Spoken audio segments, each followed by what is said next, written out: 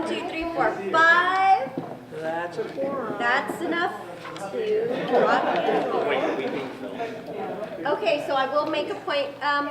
Good evening, ladies and gentlemen, and I have the thumbs up. Tonight is actually our annual budget workshop, and for the first time, we are actually having it taped. You'll see there's two versions, so it doesn't just conduct our budget workshop as usual, but please note that it is taped and it will be filmed on, shown on DCTV, as well as possibly shown on some of our social media platforms. If you can speak a little on the louder side, that would be helpful, but also for our guests in the audience, and welcome everyone. And so I'd like to call the meeting to order. So do I have a motion to adopt the agenda? Second. I have a motion and a second. Any discussion, opposition? So moved with those, unanimously, those who are currently present at this dais. And then item 3 is public input. Anyone wishing to address the council at this time may do so. Actually, yeah, that would be great if we do that now. Please state your name. Cheryl Leffman, Duarte Chamber of Commerce. Reminder, Wednesday is the Taste of Duarte.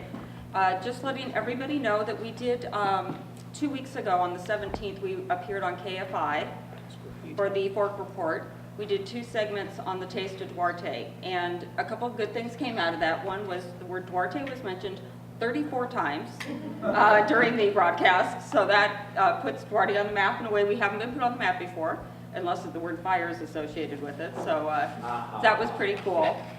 But then we also had 2 other things. One is that the host, Neil Saavedra, turns out a passion of his is workforce development, and he was so thrilled and excited about what we were telling him off the air, as well as what we told him on the air about the entrepreneurship that they have for a culinary program at the high school, that they're actually going to have the DHS students appear on the radio for a whole entire program on that. So that was good. And then next year for the Taste of Duarte, the Saturday before the Taste of Duarte next year, which, by the way, I think is going to be May the 9th, 2019, just in case anybody cares. 2020, sorry. Is the KFI will come out and actually do a remote broadcast from Duarte on that Saturday before, so that he can talk more to the restaurants and the people participating. So anyhow, that's kind of cool for next year, and we look forward to seeing everybody there. So Marie Kellingers will be there for the first time. Cool. So just letting you guys know. Yeah. And anyway, I'm just going to give a plug. I actually listened to the interview when they did it. It was really incredible. It was Good. great. You and Adam did a great job. thank you. Yeah, and I saw it through the Facebook because that was great to have it filmed. So I think that you had multimedia opportunities. So we thank the Chamber's work on that and them stating Duarte 34 times. Any other input from the public at this time? I do know that there might be some items ongoing throughout the workshop itself. So if there is an opportunity or it makes sense for someone to speak on behalf of a particular item, just try to get someone's attention, and then we'll kind of add you in at that point. So we're on to item 4, which is budget overview, and it's the city manager. Yes, thank you, Mayor. As I do every year, first of all, I just want to thank certainly the council for getting here at 4 o'clock and attending the workshop. I know it's a long evening, and we've got a lot to cover. Also want to thank, obviously, our staff, particularly Kristen and the department heads, who we start this process probably in early February, I think, where Kristen sends out the packets and everyone goes back to their respective departments and come up with what they feel is the best laid plans for their respective pieces of how we run our local government here in Duarte, and I respect what they've done and what they've submitted, and particularly this year. A lot went into their submittals, and I know they filter that amongst their staff, so really, ultimately, every city employee gets to have a little piece of what goes into the budget you have before you this evening or this afternoon. You know, this year was definitely a much more difficult year. And you'll hear some of the reasons why tonight. I mean, and I only say difficult year because Duarte is coming off of probably its best year ever financially. As you know, at mid-year we presented a budget that showed significant new dollars in land sales and payback on redevelopment projects and so forth, and to the point where we were approaching $10 million in a reserve. We never even came close to that in the past.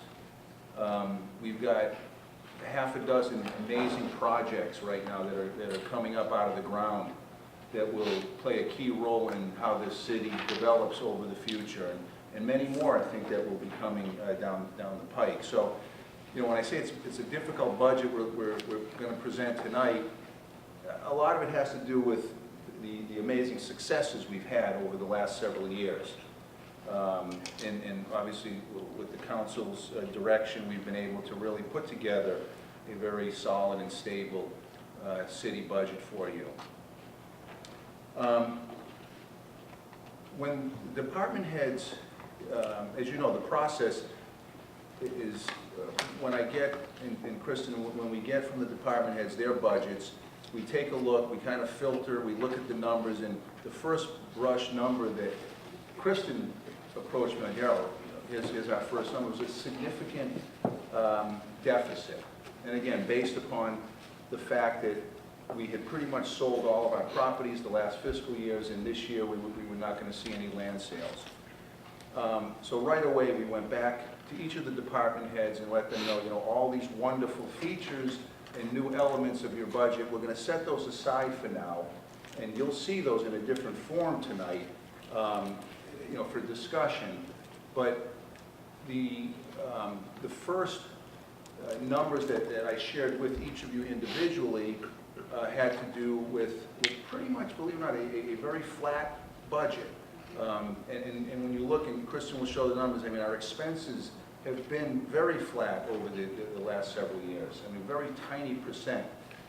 But that being said, we're faced, like every city, I mean, it's front page now, every city's going through their budget, and there's really three things that drive the budget.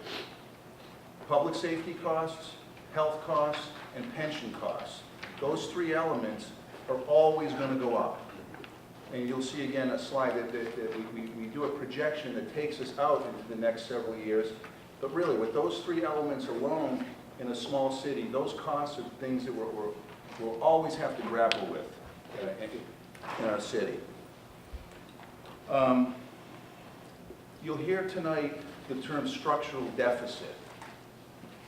We try to identify just those revenues that we can really count on coming in. Our top two, as you know, our top two revenue generators are sales tax and property tax, and our pretty much given expenses. Again, if we held the line on all expenses other than those three, which we know we can't hold, that will play a role into how we move ahead in the future. We'll talk a lot about the future tonight in terms of from a budget perspective, and we look forward to that discussion with you. And then finally, obviously each of the department heads are here, so we can still talk about those added features that they felt or that we felt would enhance the quality of life here in Duarte, whether it's a particular program, a new program, an enhanced service, a project, whatever we're bringing forward is only for the betterment of this community. And those are going to be difficult decisions to make as we move forward because, again, we are looking at a deficit spending budget. The backdrop, though, thankfully, is we have a significant fund balance that we feel, and I share with you individually, to cover the shortfall this year, but obviously as we move forward in years ahead, we'll need to talk about how the council wants to address that. So with that, I will turn it over to Kristen. She's got several slides that will walk you through the details of this budget. And again, we look forward to the interaction with you as we move forward. Thank you. One thing I was going to suggest, feel free to jump in and ask questions as we go, or at the end, my plan was to go to tab 2, which is where a lot of like those projects that we're talking about are detailed out, so we can kind of go through it that way. So just know that I'll wrap that up at the end also if you'd rather wait to the end. Totally up to you.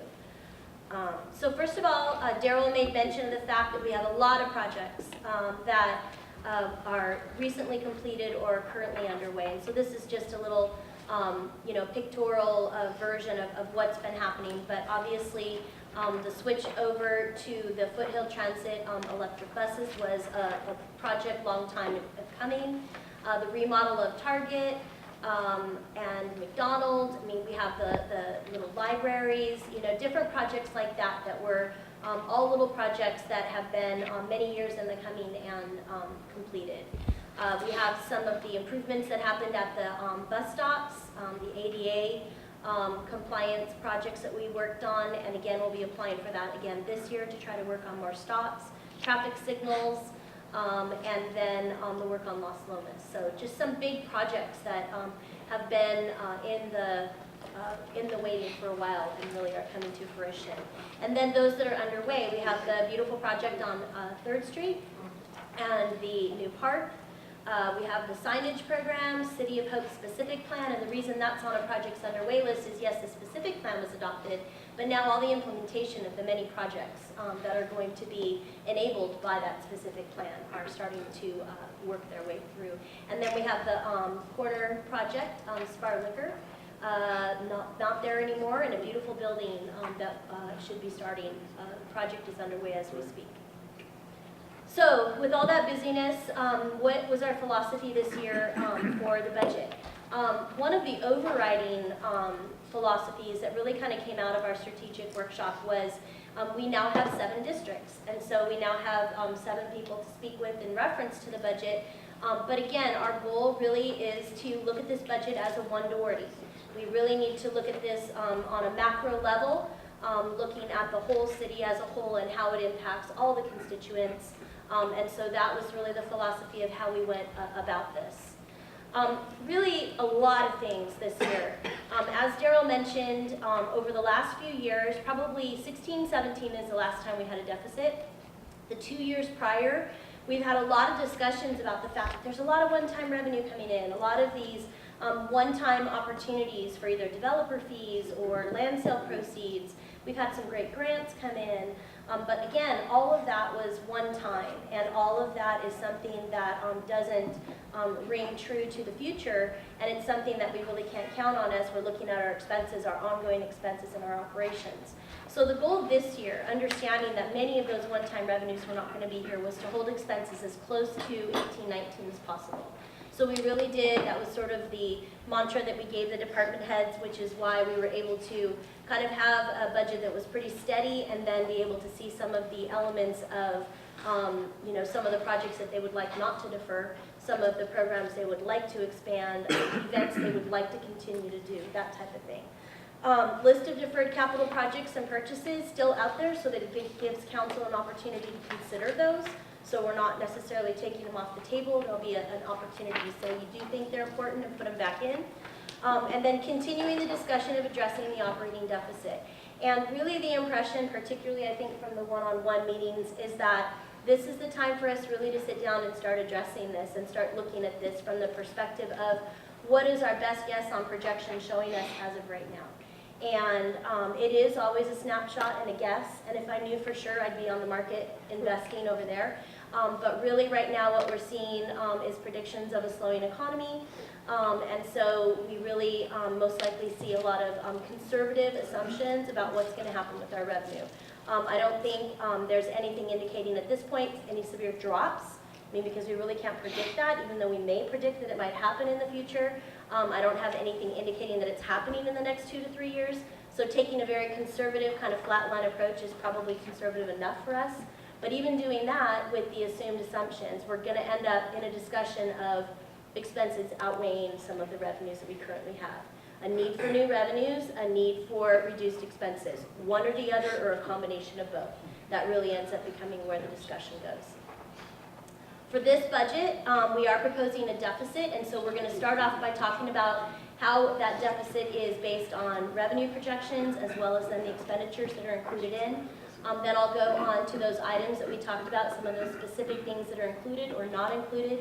The other city funds, not a lot going on in the other city funds. Really, the general fund is going to be the big part of our discussion tonight, and then a summary and getting to some staff direction.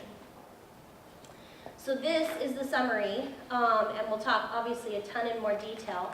But basically the revenues that we are projecting at this point for the next budget year would be $16.4 million. General fund expenses, $17.9 million. Now just to put that in perspective, that is only 1% more than what our 18-19 budget was.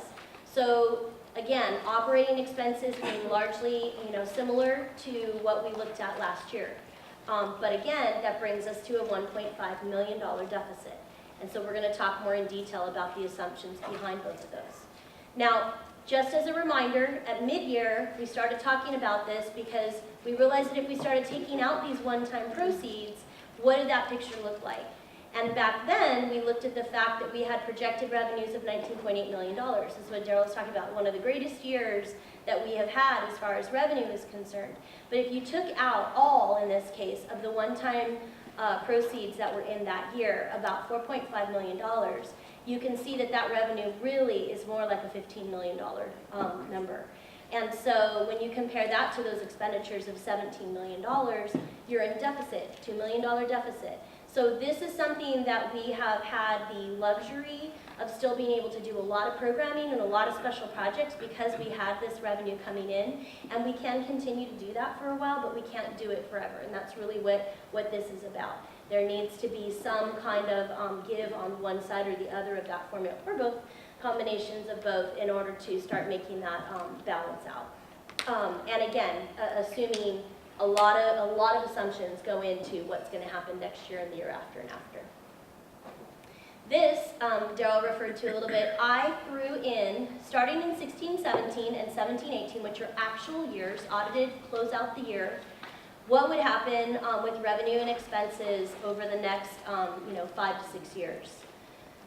So if you look at the blue line, that's our revenues, and you can see where it spiked up, and you can see that circle in the middle between the green and the blue. That's really the surplus. That's all the money that was in excess of expenses that we had coming in that we were able to put in our reserves. And so that's the money in our pocket from those one-time elements that happened. That dip down, that's where the one-time proceeds are not there anymore. And the projection of revenues, like I said, is largely a very slow and steady growth. I'm going to talk a little bit about the assumptions I put in 1920. They're largely the same assumptions into the future, assuming some gradual development coming out of City of Hope, but nothing compared to having the Huntington project, the 3rd Street project, and City of Hope all at the same time. So that is a little of an ongoing revenue, but what kind of trends? Pretty slow and steady in that area. Yeah, and just, obviously you know that our two biggest revenue generators are sales tax and property tax. Right. And those numbers projecting out are a very tiny projected increase in both of those, as Kristen was saying, particularly with the sales tax, because as more and more people continue to shop online, our bricks and mortar sales tax numbers are getting flatter and flatter. So the days of double-digit or even significant single-digit increases in sales tax are definitely over, and that's why that revenue number is pretty flat projected out the next 3 to 5 years. Do we have any kind of numbers in regards to auto sales? Yeah, I have a slide that's coming up that will kind of show you the percentages of numbers, which you can equate to numbers. And then just real quickly about expenses, he talked about, we have retirement, you have healthcare costs, which are, going up for everyone, and then the public safety contract, which is largely a basis of, salary increases, retirement, and health too, because it's people. Services, it's people, and so this is largely what we do, and so it is largely the cost that we have. Those expenses are expected to steadily increase. Unless there was something substantial in the future that was a change in how we're going about business, we've assumed that kind of slow and steady increase. And the actual PERS increases are actually in my numbers. And even this year, and I know Margaret's on the liability trust fund board, where I also am, we were very fortunate to get a very slight uptick in the surcharge this year, and I was quite surprised that we only went up by 0.5%. But I think Margaret can attest as what we're seeing coming down the pike, that half a percent was probably a gift this year. So, again, what we're talking about is talking the details now about this year, but that gives you a flavor for if we make no changes, what it would look like, years into the future. So, I'm going to start with revenues, and I touched a little bit on this. The big drop for us this year is in revenues, not a substantial change in expenses. And really with comparing 18-19 to 19-20, you can see $3.3 million less. And that is about 17% drop, as opposed to, say, a 1% increase in expenses. So the big part of this is really adjusting to the fact that we don't have those one-time revenues coming in to put in our coffers. The big ones, $2.1 million less in land sale proceeds, $400 less in one-time development fees. We also have this year, this SA payment, you remember we have a little over $3 million still on that to be paid off. It's a one-time revenue, but it's going to take multiple years for that to come in. So in my projection, you do see a little dip down when that payment is completed. This year, just simply because of the way the residual is calculated, we're receiving less. It doesn't change how much we're going to get in the overall time, but this year we received only about $700,000 in this repayment, as opposed to $1.8 million last year. And the residual is all about how much money we're using to pay off debt. What's left, they do a calculation, cut it in half, and we get half of that to repay the loan. So because we took out a lot of money to pay off some of the final series of bond issues and asked for it from the ROPS, there was a little less in residual. But it doesn't change the fact that in the following years we'll get about $1 million, following year about $1 million until it's paid off. And right now my projection I think is that we get it paid off the last year is 22-23 I think. So 23-24, there wouldn't be this revenue coming in that we've been used to seeing over the years for repaying the total amount. Building permits, again, this is an ongoing revenue, but it's an ongoing revenue that's very reactive to how much development is going on. As much as we expect there to be some steady development going on, say at the City of Hope, we don't have these new big projects that are coming in on vacant land in our city as much because we will at this point be largely built out. So when a new project kind of comes to light and we can start really projecting something like that, then we could add that in. But right now I put in a pretty steady, looking at our history, not the lowest years we've ever had, but something that's pretty steady in recent history. Gas tax reimbursements, gas tax reimbursements to the general fund are all related to how many projects we're actually doing. Because we're allowed to have an administration fee that we take to our general fund for all the staff that is working on all these projects. Gas tax, tons of projects this year that we did, lots of street projects that we did, signage, all this different stuff. Not as much happening in the current year, so you'll see a little bit less in that.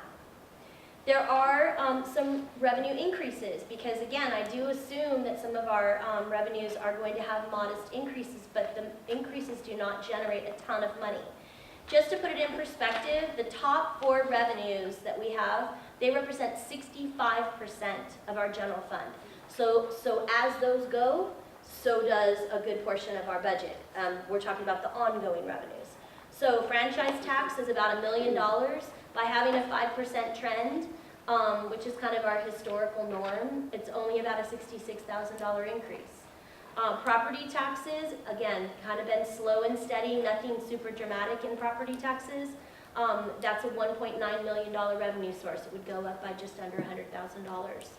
MVLF, that's the vehicle license fees. We talked a little bit about that adjustment that we took last year. We're estimating that one at about a little over $100,000 increase. Sales tax revenue. It's our largest out of all of them, and it alone represents 34% of our general fund. We are very sales tax dependent, as many cities are in California, and we are projecting right now only 1%. And I want to talk a little bit about why Hinterlighter and Delamis is projecting that.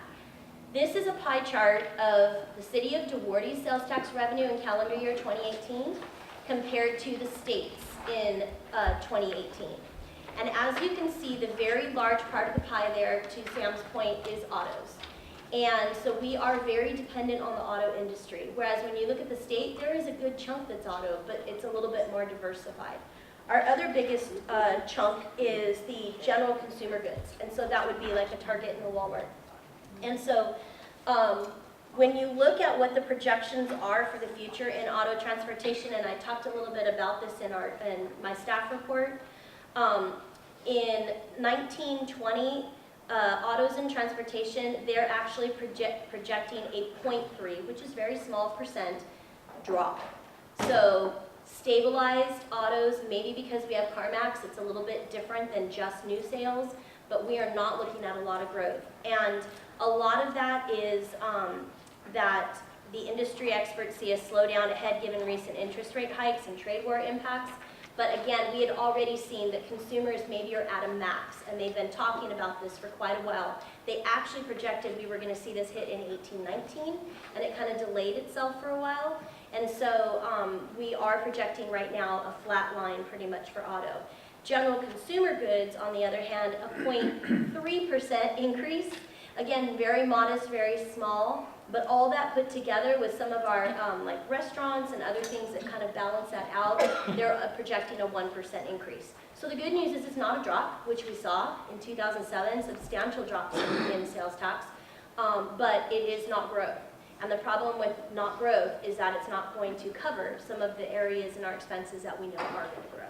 Yeah, the other thing with the auto dealers, and as you can see again, we rely more on our auto sales than the state in general, is we can't afford to lose an auto dealer. And we get, you know, not that we're directly in line to lose an auto dealership right now, but I can, you know, I can let you know that there are other cities that would love to grab Nissan or Ford or whatever, so they're always out. I mean, it used to be worse in the redevelopment days because they just throw redevelopment money at them and take, but there's still that climate out there because we all rely so much on sales tax. So it's imperative that we keep good relationships with our auto dealers, which we do have right now. Doesn't Nissan own that property there?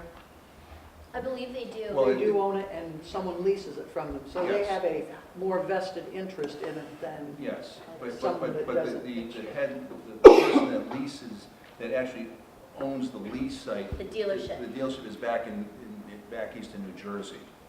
So, you know, it's kind of an absentee. I mean, he still is happy to be here, but I know I get a call every now and then, hey, Darryl, you know, Pasadena, this and that, and I'm saying, no, this is, so, but yes, But it all has to do with the person who actually has the franchise, correct? correct. So- Inventory is a huge deal. Yeah, It's a huge deal. so we really don't have any control over somebody, because we have had, who were the people before these that were so good? Right, Mike Cronin? Yes. Yeah, oh no, they were doing gangbusters business back in the day. right. And we've Okay, been struggling with managers there, but we've got a good one now. okay, Kristen, Yes. say we go out for the sales tax, the revenue initiative. How would that alter what's going on right now? Well, How much money would that bring in that we would add on top of it? I can share that with you. As you know, we're looking at a 3/4 cent sales tax, which would take us to the max of 10 1/4. That 3/4 sales tax would generate about $2.5 million a year. so the other thing too I wanted to point out is the pool. You know, it got brought up that things are changing. People are purchasing a lot more online. And so the pool is more and more starting to become a part of this pie. I don't have it on here, but if I were to show you, this would have been a little sliver like 4 or 5 years ago, and the sliver's getting bigger and bigger. The good news is it's becoming a portion of our revenues, which is great. The scary part is what's going to happen with pools in the future and what decisions might be made on how it's shared or it isn't shared. There are some that are concerned about distribution sites. John, did you have a question? And I'm gonna, before John says anything, I'm gonna let my colleagues know, just jump in because I'm not really, and as long as Daryl or Kristen sees you, just jump in as the workshop goes. Thank you. You know, I think there's a lot of information out there. A lot of cities are looking at these issues. I think we have demonstrated with this budget and prior efforts, I mean, we actually spent a substantial sum of monies on stormwater litigation. We spent, what, 800,000 on that? That's a lot of money, but also when you were looking at the context of $1,600 for every household to comply with the terms of that permit, the reason we did that was because we thought it would be unaffordable to our residents. So I think we've had a good track record of standing up for our residents. I mean, sometimes it's painful, the decisions we need to make, but I think, you know, we're not always out there trying to extract dollars, but we're looking, even outside of the city budget, what other terms and what other rules could affect what people spend for the services they get. I think that's a case where we're one of a very few cities that really put some money out there to save our residents way more. So I think that's important. Another thing I think is when we look at all these other costs, the state has been flexing their muscles a lot more, threatening to withhold funds that we get. They threatened that with transportation right after we had the recent initiative. Now the governor was talking about withholding funds. To some extent, if we have a more robust local revenue source, I think it makes us less of a hostage to the state and their whims. Even outside of holding dollars, they're implementing policies as we speak. This council, 2 weeks ago, I think, took a position against Senate Bill 50, which since then has been amended to allow fourplexes by right throughout the city. It basically finishes off single-family zoning, and anyone can create fourplexes. In many cases, without parking requirements. What does that do to stormwater compliance? What does that do to law enforcement requirements? So there are a lot of things going on here that really make the job of governance and stretching a dollar really more difficult than they've ever been. And again, admittedly, the state will say, you know what, you all haven't built enough housing, and admittedly, nobody's been real enthusiastic locally about building high rises next to their homes or homeless shelters or whatever. But the state is getting very directive in terms of some of the legislation that's on the table that really will add significant costs of compliance. And that's almost to me a bigger concern. That's a bigger unknown, that just seeing some of the things that have come forward this year, threatening to take money, changing and taking away zoning authority from cities, creating all sorts of compliance, traffic issues, parking issues that are going to be even more challenging than some of the issues that we already have. Would only make the expense line go more higher. Yes. Yeah. Well, and the key word there, John, is unknown. I mean, those are all looming out there, and I know, you guys and I were always going back and forth to Sacramento, and as these things come down, I don't feel like the state really assesses the impact on the local municipality. So, but you're right. I mean, all of those issues and bills, and so I mean, and you know they're determined to push down some sort of. I mean, right now there's 200 bills in Sacramento directly dealing with housing. Yeah. So, Okay, yes, go ahead. something that I don't know where it appears right there, but grants. I was noticing going grant programs revenue. It's 435 the previous year, 436 last year. We're down to 370. I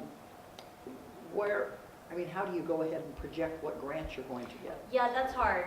And I will tell you this, here's the one thing about grants. To the extent we receive grants, we increase expenses for those grants. In most cases, those grants are not paying for existing services. They are paying for an enhancement of service. And so to the extent that that 400 goes away, 400 in expenses largely goes away, largely.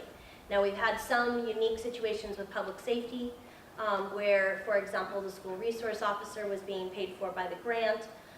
When that grant went away, the city council made the decision to pay for the other half of that school resource officer, and then the district pays for the other half. Outside of that type of example, in most cases, When we're applying for grants, and a lot of the grants that you are seeing in this ongoing budget had to do with the tobacco, CalVIP, so they have to do with enhancing some of the public safety services.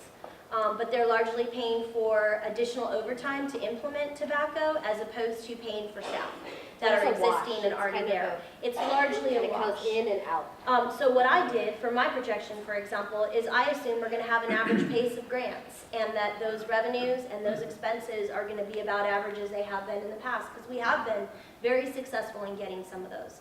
Now, other grants, let me give the example of the ATP project, very substantial capital improvement project, wouldn't incorporate that in the budget unless you actually got that grant. If it came forward as a general funded project, it would be there, it would be in your budget, and I would have to make a decision on if you're gonna do those kinds of big projects in the future. But that ATP grant is an example of a project that you now are able to do that you may not have put in that budget. But they kind of wash each other out when you look at it from a projection perspective. We have been very successful on the grants. And we'll continue to pursue grants aggressively. We really are, and we will continue to do And we have that. a good record of winning at them. I mean, I think that's the other part of it. I mean, I think it enables us in some cases, though, to do things that we may not have been doing. As opposed to that ongoing operational stuff, it kind of has allowed us to do some projects that may have been deferred had we not had that revenue. Okay, thank you. Yes, Sam? Just one thing, just a comment. You know, I'm looking at us and I look at the state, right? I'm not sure LA County, how we compare to the rest of, you know, to us. Mhm. Maybe that's something we can look at. Sure, I can definitely pull that information. In addition to that, as you know, John and I and everyone here too, you know, we all understand that automation is coming, and it's really coming every day. And it's going to impact eventually our long-term outlook in regards to auto sales. Not just automation, perhaps even Uber or Lyft and so on. These are eating into this market every day.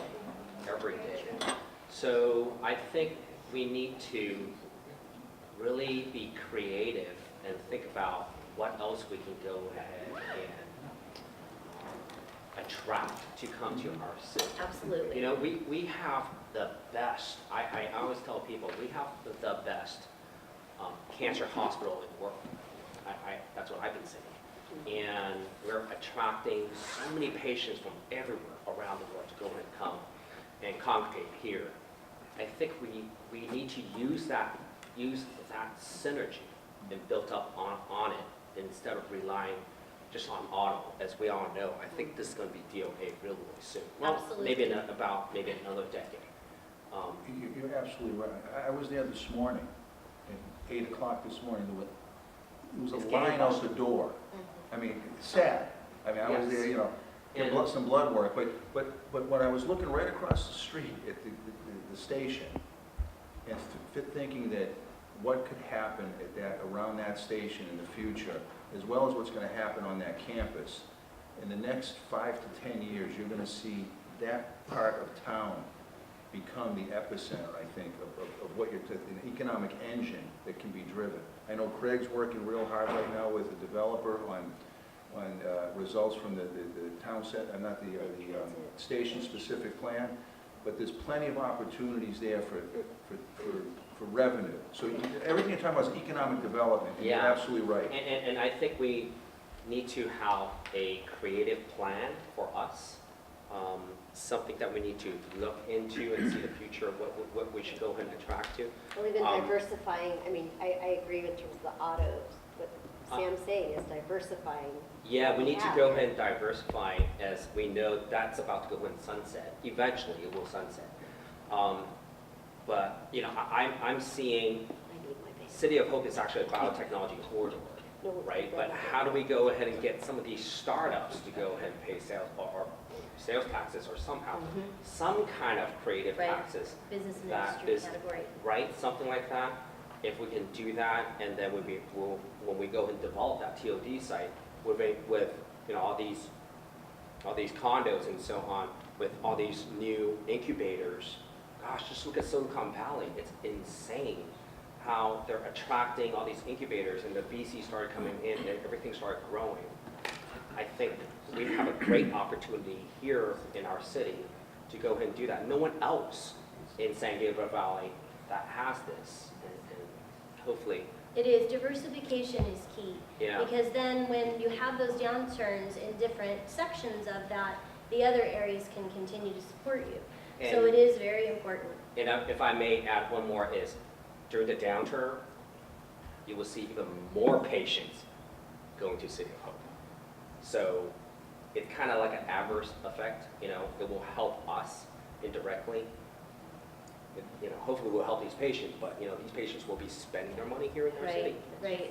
No, And this is not definitely. a scientific survey by all means, but I think even our housing, with some of the housing projects slowly to either being completed and or beginning, I do know there's also an increase of City of Hope employees moving into the city. I mean, young families, and I say that just because of the type of business I have, and I'm getting a chance to meet a lot of these scientists and researchers and so forth. And like I said, young families that have just purchased homes within the last year or two and or are renting homes waiting to hopefully purchase the home. Right. I spoke to also a friend of mine who's an escrow officer, Duarte resident, who said that it's just going kind of gangbusters in real estate, especially even in the Fish Canyon area.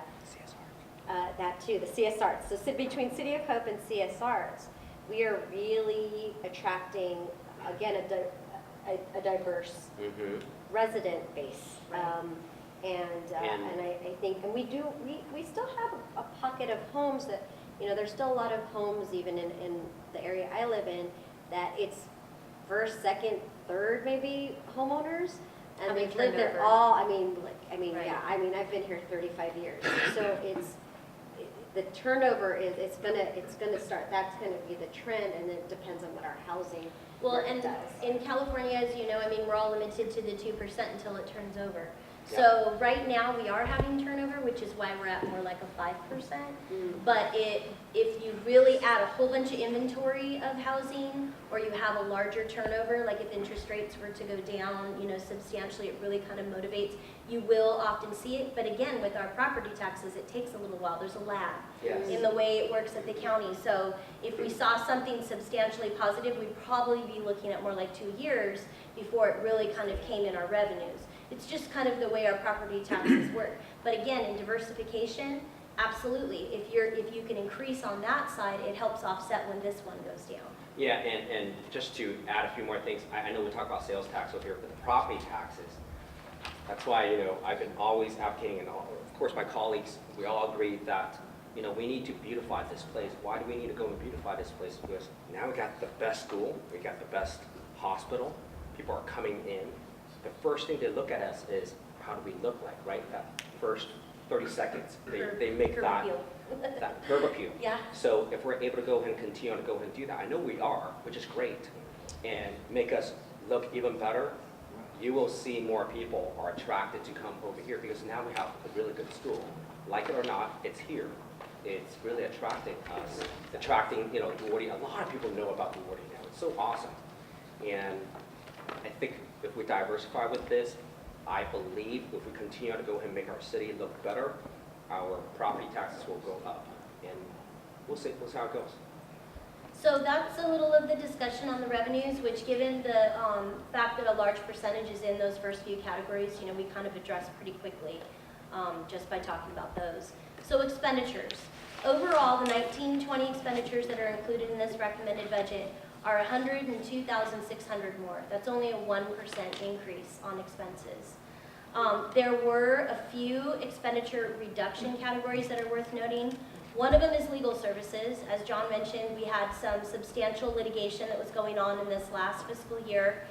So we've reduced that budget back to more of a steady type of general services and litigation budget compared to 18-19. However, if we do end up with needing to defend any appeals of any of the cases, code enforcement or the stormwater, that's something that would increase this deficit. So that's something that the council would be really looking to take from the coffers in addition, and it's not included currently in the budget. Special community events, we did a lot last year. One of them was the investment in a lot of that holiday decor that was used for both the new event that we do at City of Hope, as well as for like the streets. So again, still doing a little bit, but definitely not as much as last year, and so that reduced that budget. Also, the fireworks budget, we had originally budgeted $68,000, if you recall. Oh, And so Manuel has, based Versus what the on options the you scope of provided doing us. what he's doing now, he knows that he can do it for more like $45,000. So that's what we've incorporated in the budget for this one. So again, still doing that special event, which, you know, is a decision for council, but doing it at a little bit more of a cost effective. So that is included in there. You know, out of curiosity, with the holiday event, and I know this past year it was done at City of Hope in working with CS Arts. Was that an increased expense there, and would it make a difference if it moved back to the senior center? I was just curious, that might be a discussion for later on. It probably is, but I can tell you, it was, some of the things that were done were one-time expenses. Some of them were expenses that had to do with doing the event there. Okay. So it would That's be a just combination of both. The okay. full expense that was put there, I think some of it, they actually have still the decor that they have. But some of it was to put the lights up, the actual labor to put the That's- lights up, yeah. you know, that kind of thing.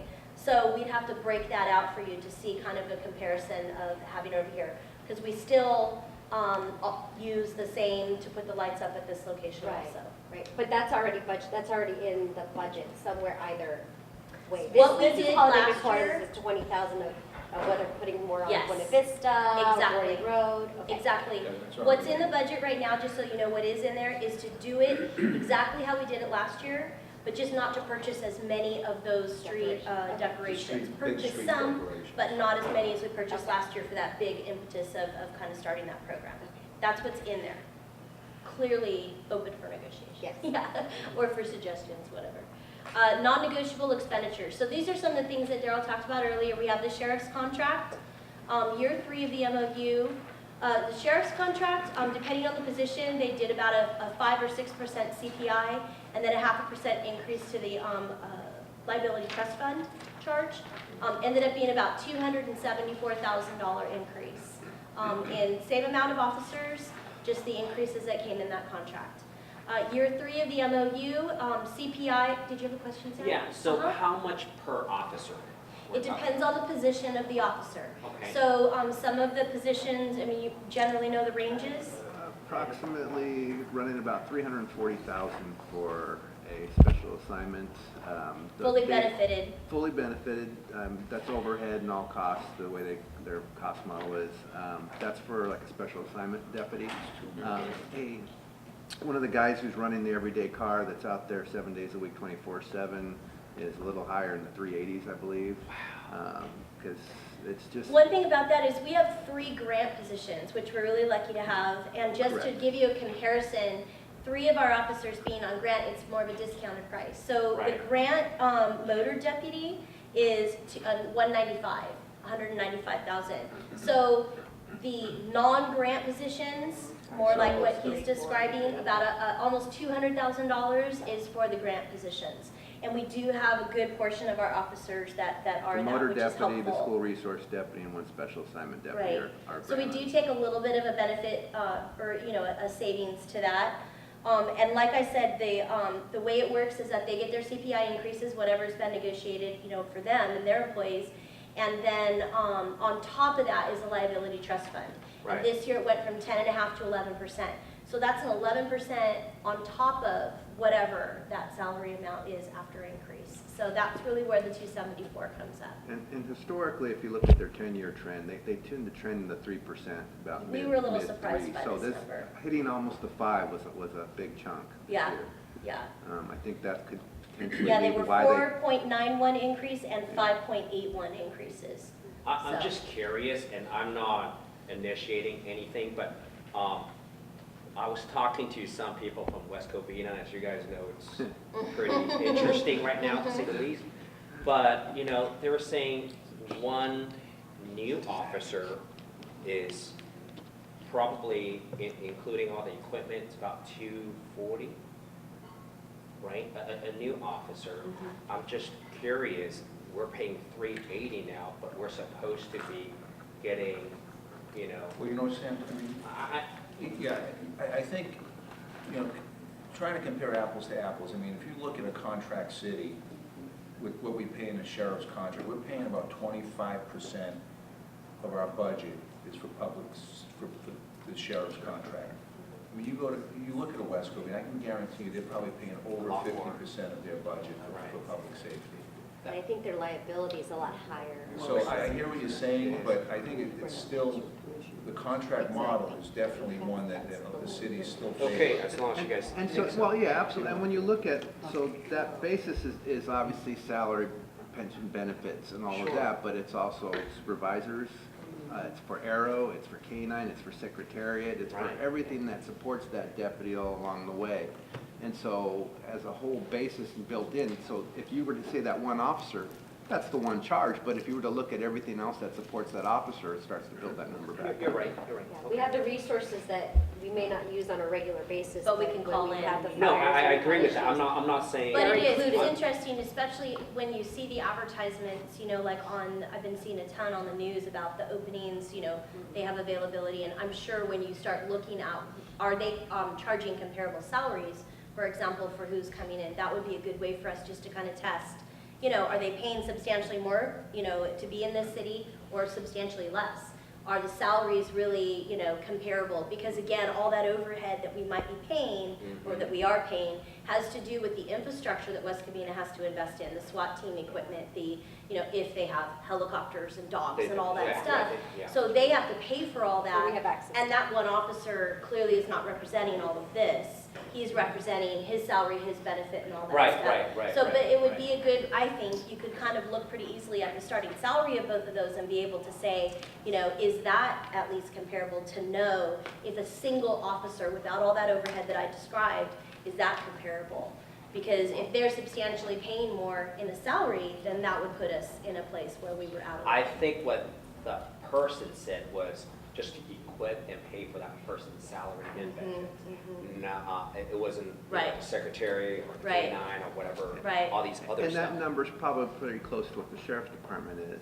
And then you look at, we don't directly bear the cost of their pension and health care. Another thing is if you enact mutual aid, like say we have the fires. Yeah. You know, when we had the fires, we didn't bear any cost for the additional deputies we Right, brought in. right. They themselves applied to the state for a refund.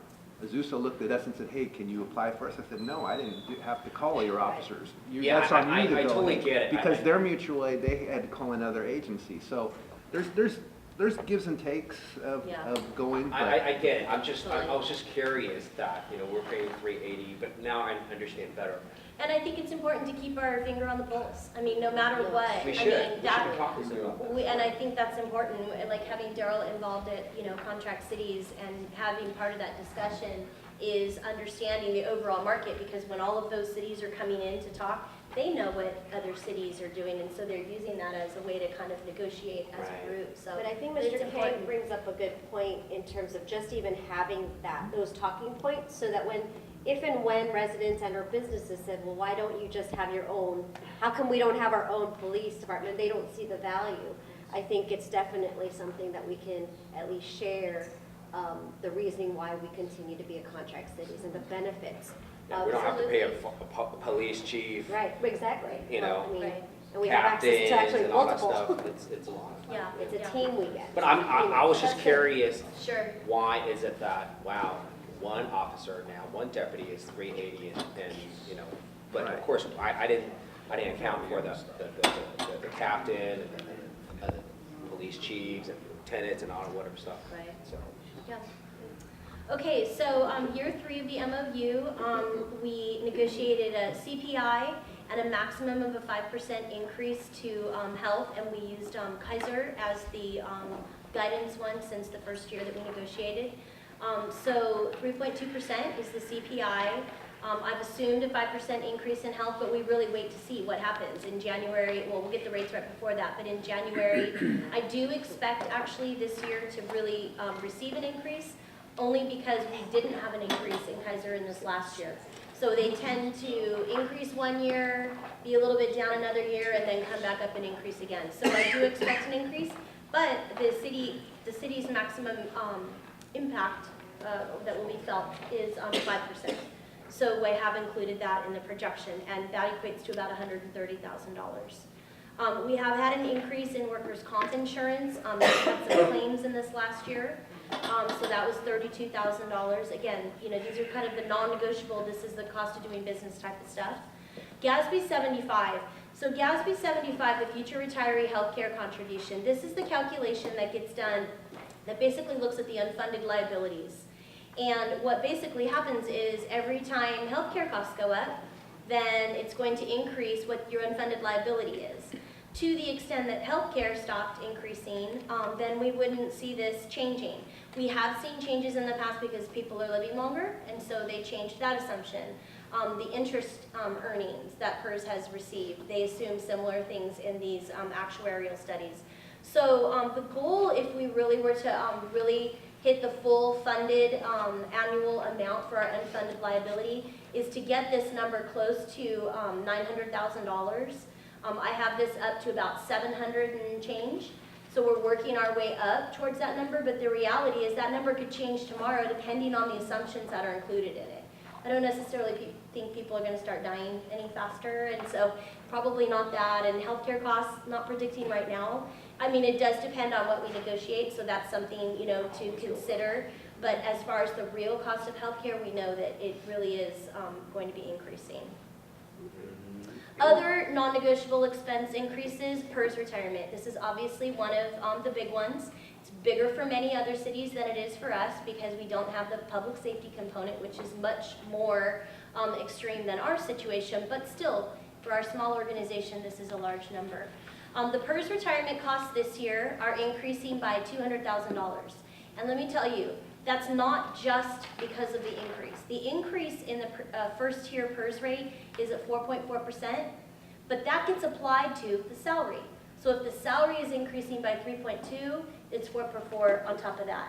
If you have 3% new people or step increases, which is the other 3% here, that 4.4 gets applied on top of that.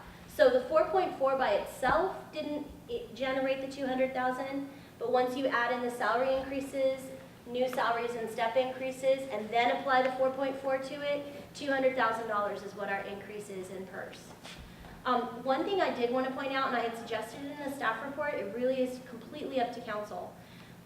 If we prepay the unfunded liability portion of the PERS amount for this year, we would be paying about $859,000. Instead of paying it monthly like we do now, we literally take it out monthly and we get billed by PERS, actually bi-weekly I think. We could pay it all up front. We would save $30,000. It's only $30,000. But the thought is we could take that $30,000 and put it into the newly established pension trust account that you created. And that pension trust account directly works in the calculation for unfunded liabilities to reduce that liability. Every time you put $1 in that account, when the actuarial does the calculation of how much you still have to pay, how much is unfunded, it reduces the unfunded liability. It's only $30,000, but it could be a start. The other option is to take that $30,000 savings and just let it be part of the budget, kind of reducing that $1.5 million. And then the other alternative is just for me to pay it monthly like we do now, which from a cash flow perspective, we are very in a good position right now as far as cash flow, but it really is prepaying something. I'm sure you've seen it like on your own, I know for tuition or different things like that, that they will allow you to pay up front. How much do you pay?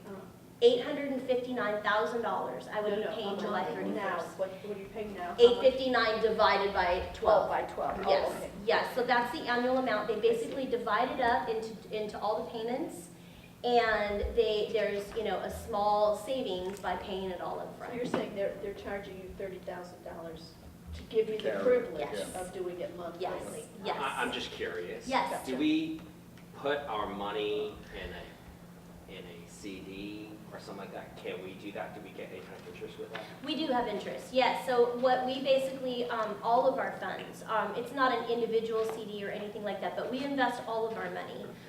And so yes, if it sits in our own coffers and we earn interest, that is part of the interest earnings assumption that's in here for revenues.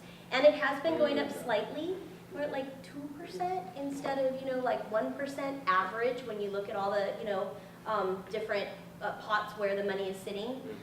So it's not substantial, but we do earn a little bit of money. And as the balance goes up, we earn a little bit more, and that is another revenue source, that we can generate. A lot of our money, and I've kind of said this before, I think I say it later in here, we use anywhere from $3 to $4 million each month to pay for operations, and then the money comes in. And so we do not have to borrow short-term at all, the city, in order to do our operations. In order to do that, you have to have $3 or $4 million, Right. exactly. So when you take this 859 out of the calculation, we're still fine, we still have plenty of money, but that's because we are currently at one of the highest points, that we've had. If we started getting closer to that $3 or $4 million, I would not make a recommendation to do something like this. So that's about 3.5%, right, of that money. So right now, the highest interest I've seen, CD-wise, is about 2.89. Yeah, So with that said, this is a better deal. it's a better deal. Yeah, And this yeah. is money you'd be paying anyway. in We're the gonna year. pay it It's already anyway. budgeted, Yes. it's already done, it's Yes. just a matter of whether you do it monthly or whether you Or do it all at once. Exactly, exactly. And we are in a unique position to be able to do something like that. And again, what we do with the money, kind of up to you guys, but I felt like since it's a savings from unfunded liability, how about if we contribute it towards unfunded liability? And that makes an additional kind of benefit to the future when it comes to unfunded liability because it reduces your liability. All right? So that's currently in there. So if we can talk about that more in detail if somebody has different ideas. So just a little bit about what's going on with our pension. We have 3 tiers, as you know. We established an additional, we have the PEPRA tier, which was required by the governor, but then the one that we established. Our first tier is the most expensive one, and it's the one that we have the most people in. But as I have said at a couple of the last few budget hearings that we've had, we are seeing a change in that. So if you look at 16, 17, we had 38 employees in the first tier, the most expensive tier. As people are retiring or going to other employers, that number has been going down. And so just by complete attrition and normal, process, we are going to have more people moving over to the more affordable tiers. It's just, it takes a while, and so what I'm seeing in these trends, and you're talking about going from, at the bottom it shows a 37% contribution rate compared to an 8 and a 7%. It's substantially different. And so those costs, when you're talking about a projection, yes, it's many, many years out, and we need to solve it before, we can wait, but that will be something that adds to the sustainability for the city. We're not the only one. Yes, everybody. But again, this is something that we're on the right track. If cities didn't establish that second tier, they have people staying in the first tier or the PEPRA tier, and the PEPRA tier is really only for new employees. So this is where we have the ability to start getting some savings. Yeah, the state acted, but I think we established a second tier before some We cities did. did. We were by Yeah. no means the last city. I think Yeah. we're close to the front on that. Yeah, no, and I think that it has, because we set it up earlier, we actually took on benefits, even sooner. So this is a trend. I think it's a positive trend, but it's not a trend that's going to solve anything short term, but it's something that kind of is whatever for future generations. What's been going on with the rates themselves? I told you that when I did the projection, I actually put in the actual percentages that are projected right now. It's because we're given those. And they're only projections, but as of right now, this is the first tier. This is the most expensive tier. And if you look in the far right column, if you pick, say, 18, 19, which is our current year, we're at 32.8%. It's going up to 37. And then it goes to 41, 43, 45, and 46. So some pretty good sized ones in this year 2. And then after that, kind of more modest increases over those next few years. Now these increases are all done by the actuarials at the state level, and they come out every year. And so they incorporate what's going on with interest rates, what's going on with investment earnings. I don't think they'll reevaluate, living, but those types of assumptions, they reevaluate, and then they change those assumptions. And so the ones that are starred, 2021 and on, those could change if they change their assumptions. But this is what we have now, projection-wise. expenditure increases. So one of the things that got brought up, I think it was at mid-year, animal control contract. You will recall that the county approached us and said that they were going to increase up to $130,000 within the next 5 years. So staff reached out to San Gabriel Valley Humane Society immediately, and I'm pleased to announce that we are one of the few cities that they have agreed to contract with. Very fortunate. And so, So they could say no? oh yes, because if they don't have capacity, they, and Well, they why aren't did they taking, say yes, I guess? maybe because we asked What was first. the- I'm gonna, have Larry. We asked first. Larry's got a good Larry, if you want to go ahead relationship and We've with been stand asking and for a couple years. just so that for the You sake of adopted the a lot of public. pets. I'm Larry Bracito, I'm the public safety manager. We actually we've been persistent with them for quite a few years trying to gain their services because we've been looking at other organizations and other agencies to try to incorporate our services into theirs for sheltering. And luckily, San Gabriel Valley Humane, since we had been so persistent with them, they kept us in mind and they actually lost one of their contracts, or one of their contracts did something different. So they had one opening, and it was very much in comparison to our capacity. They had the city of Rosemead. Rosemead went and did their own, so they had that opening for us. So we came in and luckily, but I will say that we reached out to everybody. We went as far as the Inland Empire looking for sheltering services. Nobody would take us. They were the only ones that did. San Anita might have space.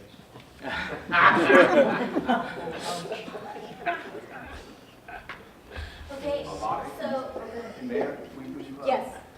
Up to you guys, we've been at an hour and a half now. Do you want to take a break? We've got about a half a dozen more slides, or do you want to get through it, or? No, let's plug in? yeah, let's keep going through. Okay. Yeah, we started, let's finish Okay. the slides and then we'll take a quick break. Perfect. And And then we can go back and do like the then details I think and at the end of the questions. slides, I'll go ahead and open for public comment. So if anyone in the audience would like to address the council. So really what we wanted to report on this is that there is going to be an increase. We're going to increase up to $62,000 from the contract from about $34,000. And however, San Gabriel Valley Humane Society, we have been reaching out to for a while because they really do have a much improved facility. And so they were a partner that we kind of have been reaching out to. But more importantly, we're not looking at increases that are going to take us to $130,000 in the next 5 years. So really having that stability, having that kind of steady future that we can kind of count on. The other part about this is in the budget itself, we're going to be figuring out what portions we're doing, how much we're needing on like emergency calls for services. So we'll have a much better flavor for where that overall budget is after 6 Is there a months. cap for this? A cap. The contract is capped at 62. Oh, a cap? Yes. Okay, perfect. And so, but again, next year, if they come to us and go, well, there could be a CPI increase for salaries at the place or whatever, we're going to have to negotiate that with them the same way we would with the county. The one fear we do have, and just be real honest about it, is that if they realize what's going on with the market because of what the county's doing, are they going to try to, spike up the prices and put us closer to where the county is? That's not our indication now, but obviously they They're already could. very, very aware of what the county's up to. Right. Because every single city has been calling every single agency. That's why we're extremely lucky that we actually It's are been able a to get this handful of years contract. that I know that you've brought this to Well, our the attention. county started this, was actually the 3 last years? previous Yeah. budget. It was wasn't right before mid-year, 1819. when we got that letter. And then they held off on this year, any projected increases for 1 year. And then if you remember, the board just took, I think, the beginning of this year, a motion that they passed to redo the study and the fee study, and they haven't come back with that yet. So potentially those numbers change, potentially they stay the same. But given the feel of everything, we felt it was best to move on and go with a company or an agency that offers exemplary service. And so I think we act on it now. If for some reason the county comes back with very favorable numbers, it doesn't mean that we can't switch back. It's not a long-term. I believe the contract we were gonna go for is 3 years or 5 year? No, it's out of year to year. Year to year. It's year to year. So if for some reason the county comes back and says, oh, never mind, we were kidding, Oh. then we look at that You could- again. You could, So, And but our start our own understanding, too. our Yeah. understanding of the county situation too is that the only reason they even paused was really political reasons and all the pressure that the Board of Supervisors got. That staff feels pretty confident that they are going to be able to support these numbers simply by showing the lack of increases and how much the costs of living have gone up, but we won't know until there they was finish the no study. increased service whatsoever in these costs. So They were none. No suggesting that they staffing, have been under no, charging for like right, 10 right, years. Anything. that's what it was, right. Where's the San Gabriel Valley Humane Society located? Gabriel. it's on Rosemead, right, Larry? Really? Oh. Yeah, Would San you Gabriel. know? Correct, yeah, Yeah, it's St. just It's south in- of Los Tunis and Rosemead. Yeah. Oh, But Near Rosemead Temple decided to Station. do their own. Oh, by Temple? Correct. Very- Okay. Is why the very spot close. opened. Oh, excellent. It's not right next to it, but No, very Oh, close. close, Yeah. very Larry? close. I Why adopted did my they dog. decide Yeah. to do their own Yeah. cost? Yeah. It was a cost, there was a lot of internal friction politically between the city and the agency because they've been with San Gabriel Valley Humane for quite some time.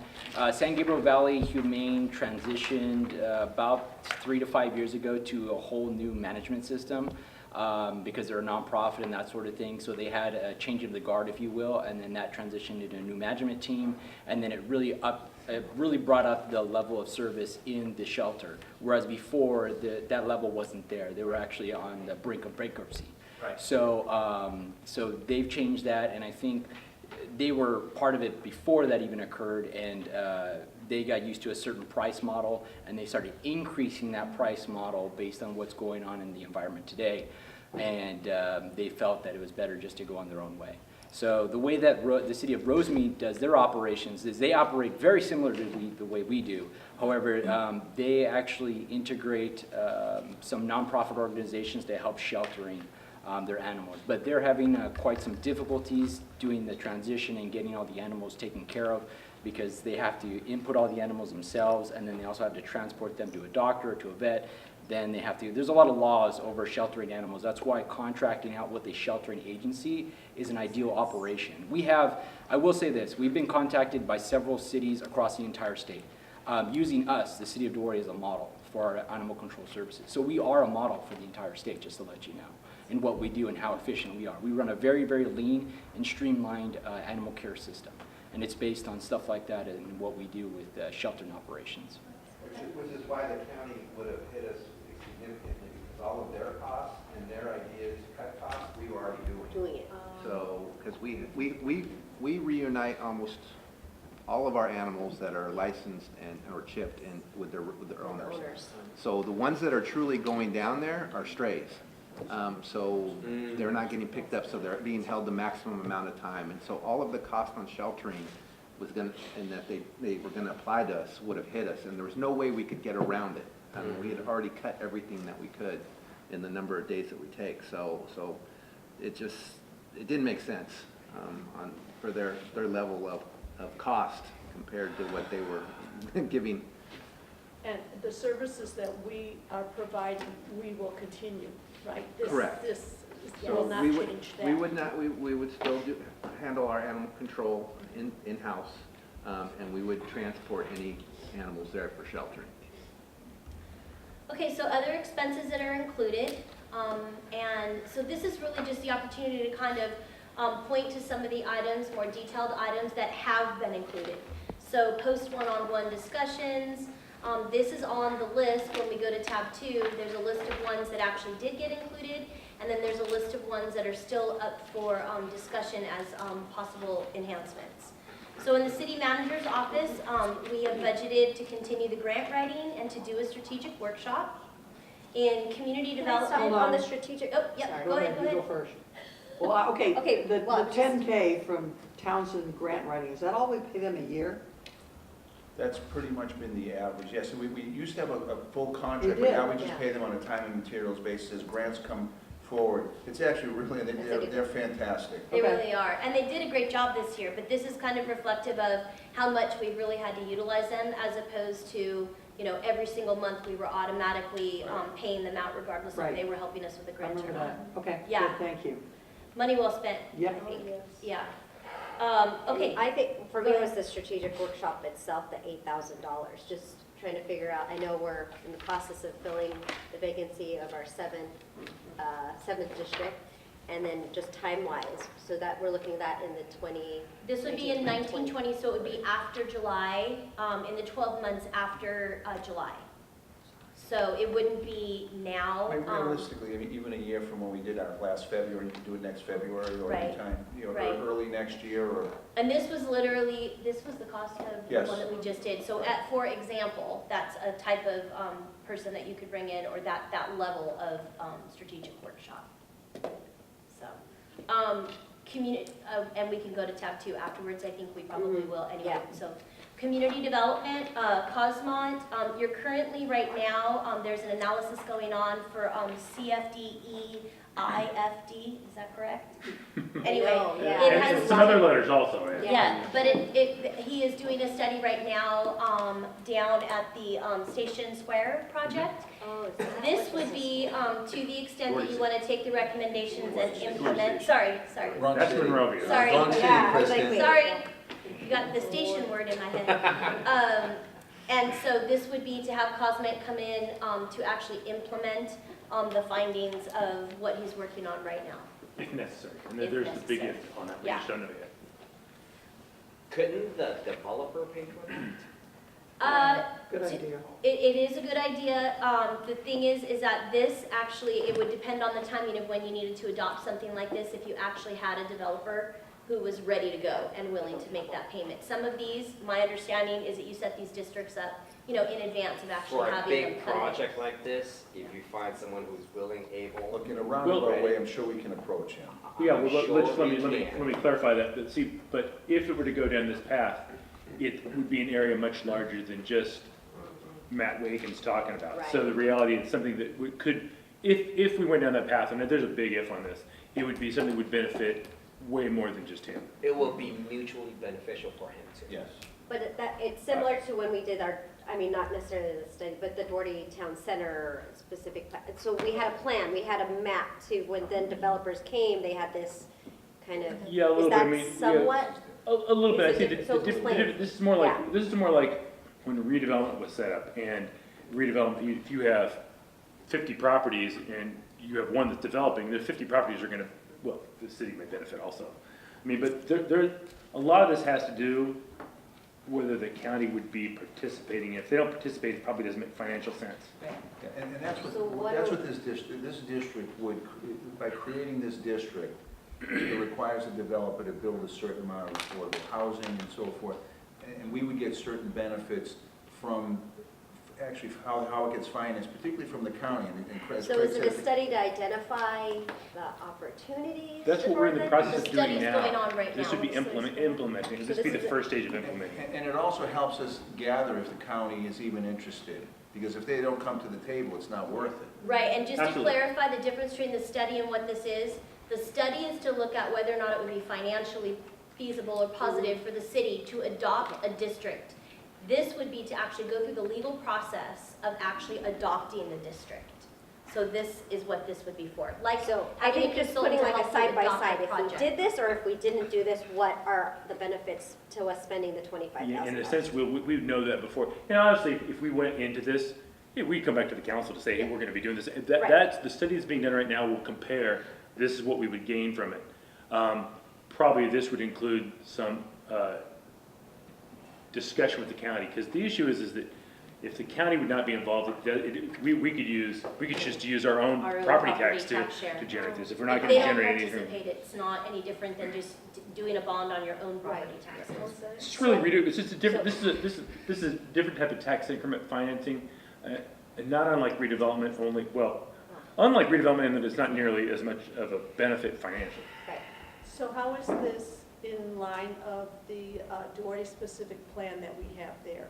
How does this tie into that? There may be things that go along with the specific plan that might be cost items that you would want to use to implement after somebody builds a development, things that are not development related, upgrading public plaza areas and things like this that may not be on the property of a first phase. This might be, So this this might, might change it would generate, It would generate revenue to possibly funding and support- revenue to do This is specifically joint projects, a finance. just like redevelopment. Yeah, Okay, it's just a finance. all right, so these enhanced infrastructure financing districts. Very good. I had to I- sit, I know, I was I was like- gonna say, I was at the arena subcommittee Okay. here today. Yeah, there we so, go. So there's, There aren't that many that have been created, No, a handful. like 3 or something like I think that. it's just- It's growing very quickly, and I mean, Mr. Cosma is involved in a majority of them. Right. But one of the issues now in different parts of the state is how the counties are participating. So that I would say within the county, I believe there's only 1 or 2 right now. It's a little bit more successful, my understanding, in other parts of the state. So, Laverne just did one. Laverne. yeah, Laverne, okay. So, do we have great hope for this? Is that kind Well, of? I think what gives us hope in this, Margaret, is that the basis of this working is your cooperation you get from the county, and I think because we have a good relationship with Catherine Barger and with the CAO's office and other county people, Larry feels that our chances are a lot better of being successful, so. And we're not going to spend the money unless we think, or we'll come back to the council, but I mean, we're not going to suggest that we spend this money until we know it's the right time. But it's certainly, the window will be within the next budget year. Is anything the state doing right now going to compromise our ability to do this? Are we seeing anything? I don't think in terms of this, I do think that, you know, one of the things that county lease initially was going to require within these areas is a minimum 20% affordable in terms of the number of units. You know, there's a lot of different factors to determine whether that makes sense or whether there's even the funding for that. So I don't know that the state will limit, but the state might, by some of the regulations, might encourage that the requirements like that to stay, which might make it more difficult if there's not funding. It may not make sense. You have to have a market for affordable, and 20% is actually quite a bit. Okay. So, this money that we're budgeting here will not necessarily be used if we don't agree with the plan that they're doing correctly now. Absolutely, absolutely. That's correct. You'll have much more information. Okay. We're kind of at an odd time in the process. And then the last, so I missed one, traffic study. So this is funding for a traffic study at Buena Vista and Kelwell for a possible traffic signal. This has been brought up before at council meetings, so it's something that is out there for a possible study. Have we ever had any major accidents at that intersection?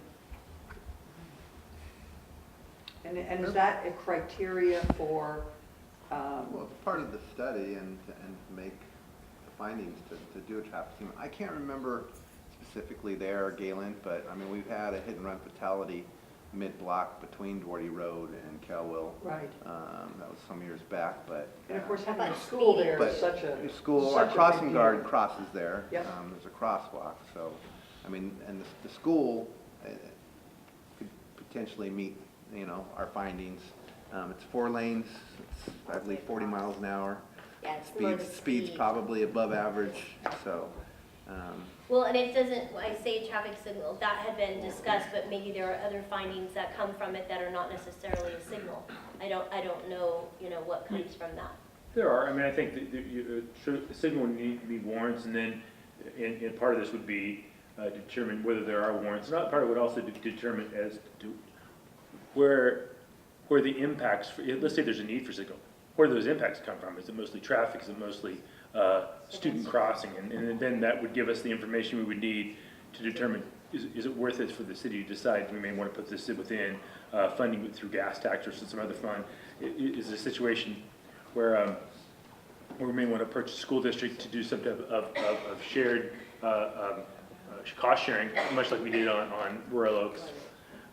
Because there potentially certainly could be a benefit if it meets warrants to the school and to their students and the families that attend. Did we bring this issue to the Public Safety Commission yet, or have they looked into that? that would go to the traffic I'm commission. sorry, Good traffic, but that would be part of this process, part of this study would go to them, the reports from that. But I want to say it was years ago that it might have been brought up to our traffic commission.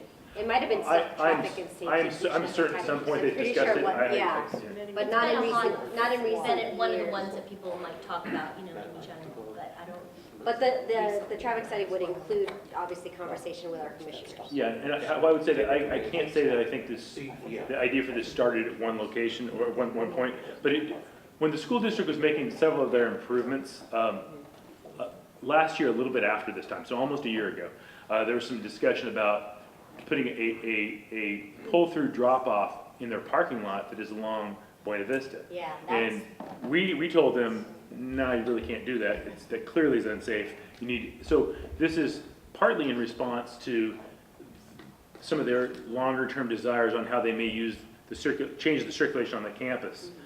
Which will be part of the study also is that there may be a need now, but there may actually be more of a need in the future if the school district decides to turn that into a real drop-off. Would the school be able to partner with us and do this together? Well, I We'll can't, certainly try. yes, if it meets warrants, I hope they do. well, and I I know can always too, ask, right? before the Gold Line station, I know there was a lot of speeding even prior to 2015, Buena Vista. I don't know, and again, in the last 3 to 4 years, if speeding I could has tell you continued at the same that rate. it's one of our motor deputies' favorite spots. Oh, good, okay, there you go. That's good to know. All right. I mean, you have to look So at, easy.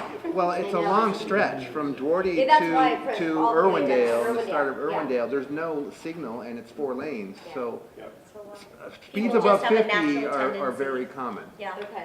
Are there plans to put a traffic light at the City of Hope there parking Yes. lot Yes. as well, though, right? It's part of the City of Hope's specific plan that got Specific approved in plan. EIR, that is one of the mitigations. And actually, they're working, well, they're working on the plans now. How soon we'll actually see that remains to be seen, but I would say within the next year to two, for sure. So the last one in community development is the streetlight project for the Huntington Mixed Use Project. And this will be kind of the first time that we will have tapped into some of those community benefit funds that we've received. And so this will be in conjunction with the development that is on the north side of Huntington Drive. Parks and Recreation, looking for some additional part-time staff help at the senior center. The Promise Fellow program, doing 6 fellows again, including 3 in-house. Facilities, ADA project. You will recall several years ago I made the comment that we were going to try to every year do something, check something off of our ADA assessment list as far as facilities and capital improvements. The one that's being recommended for this year would be to redo the counters in City Hall. And bring those into ADA compliance. And then in conjunction, that would be about $50,000. In conjunction with that, we would go ahead and then also do the signage and painting. And that would bring us in another $9,000. It's our Oh. front door. June, Oh, it's okay. coming in. The front door will be in, The front door? No, it's done. Yes. A question on the fellow June program. 20th, Emmanuel, on the front door, yeah? On the Yay. Promise Fellow program. So we have 3 in-house. Correct. The other 3 are where? Foothill Unity? Foothill and the school district. School District, and is it one, was it There's North 2 Suburban? at Two Foothill. at Two at Foothill. And then the 3 that we have in-house, they are where? They And are what do here they- within, they reside within the department to work specifically within my department area and out in the senior center. Is there a requirement for us to have 6 fellows total to No, do the no, the contract? size of the program has grown, depending on how many partner sites, you know, there might be for wanting people. There's been times where we've had more or less partner sites, and there's been times where we've had more or less of the in-house. The out of, off-site, I guess you would call it, they pay for half of it, the grant pays for the other half. There are a couple ancillary expenses that we pick up because we run the program. And then for the people who are in-house, we pay that half. So it's like a little over $8,000, $8,700, I think. That's correct. Is that right? And so that's what we pay for the Promise Fellow, and then the other half is paid for by the grant, and then we pay those ancillary expenses of running the program. I think, I mean, I know we were introduced to the Promise Fellows this, I think it was last year maybe? Again, This the year. new one, this year? Oh, right, after you had started. I'd like just an update on the program itself and just trying to figure out whether or not it's something that we either continue or downsize. Understanding that unless don't we have one at the senior center? We don't have one at the senior Yeah, so one of the three One of is the at three the is senior at the center. senior center. So one's at the senior And center. two of them are at City Hall. And two of And them are- two are at City Hall. Are there any at Boys So- Club? I'm Yeah, sorry? that's it, boys and, yeah, there's none at the Boys and Girls Club? No. No, not right now, right? Haven't there been No. discussions about maybe getting one in there? I'm sorry? Haven't there been discussions about getting one in at the Boys and Girls Yes, Club? they had been, I think they were partners in the past. And also the YMCA had one at one point, Foothill Unity, well, we have them there now. I'm trying to think if there was somebody else. But yeah, no, it just all kind of depends on the partner site. The program starts in, yeah, did you want to speak? Yeah, if I may. Yeah. We are required to have a charge. I get it. So we are currently working with the City of Hope they would like to add a fellow for the new year, which starts in September. So, I mean, technically, if you wanted to maybe let one go from the City of Duarte, because we have one serving the adopted park under facility maintenance. And then we have people helping people under the senior center, and then we have a lead. So usually when we have 5 or more partner sites, then it's nice for us to have a lead. So the lead serves a greater role. What they do. We're required to have a lead, correct? The City of Gordy is the one that's required to have the lead. Is that true We're or not required to have one. We're not required to have No, but it's nice to have a lead because the lead could do site visits. So wait, we're not required to have a lead, or we are required to have a lead? No, we're not required to have a lead. We are the supervising organization, but as a supervising organization, we are required to go out into our partner sites and build those relationships, and also to serve as trainers for our VIP fellows.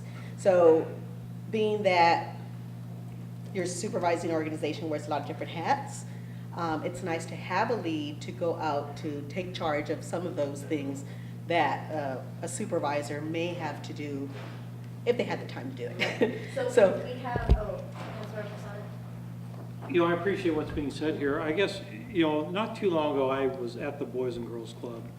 And there was concern about, maybe seeing what other partnerships and enhanced opportunities there would be working with the City of Duarte. And the issue of the Promise Fellows came up.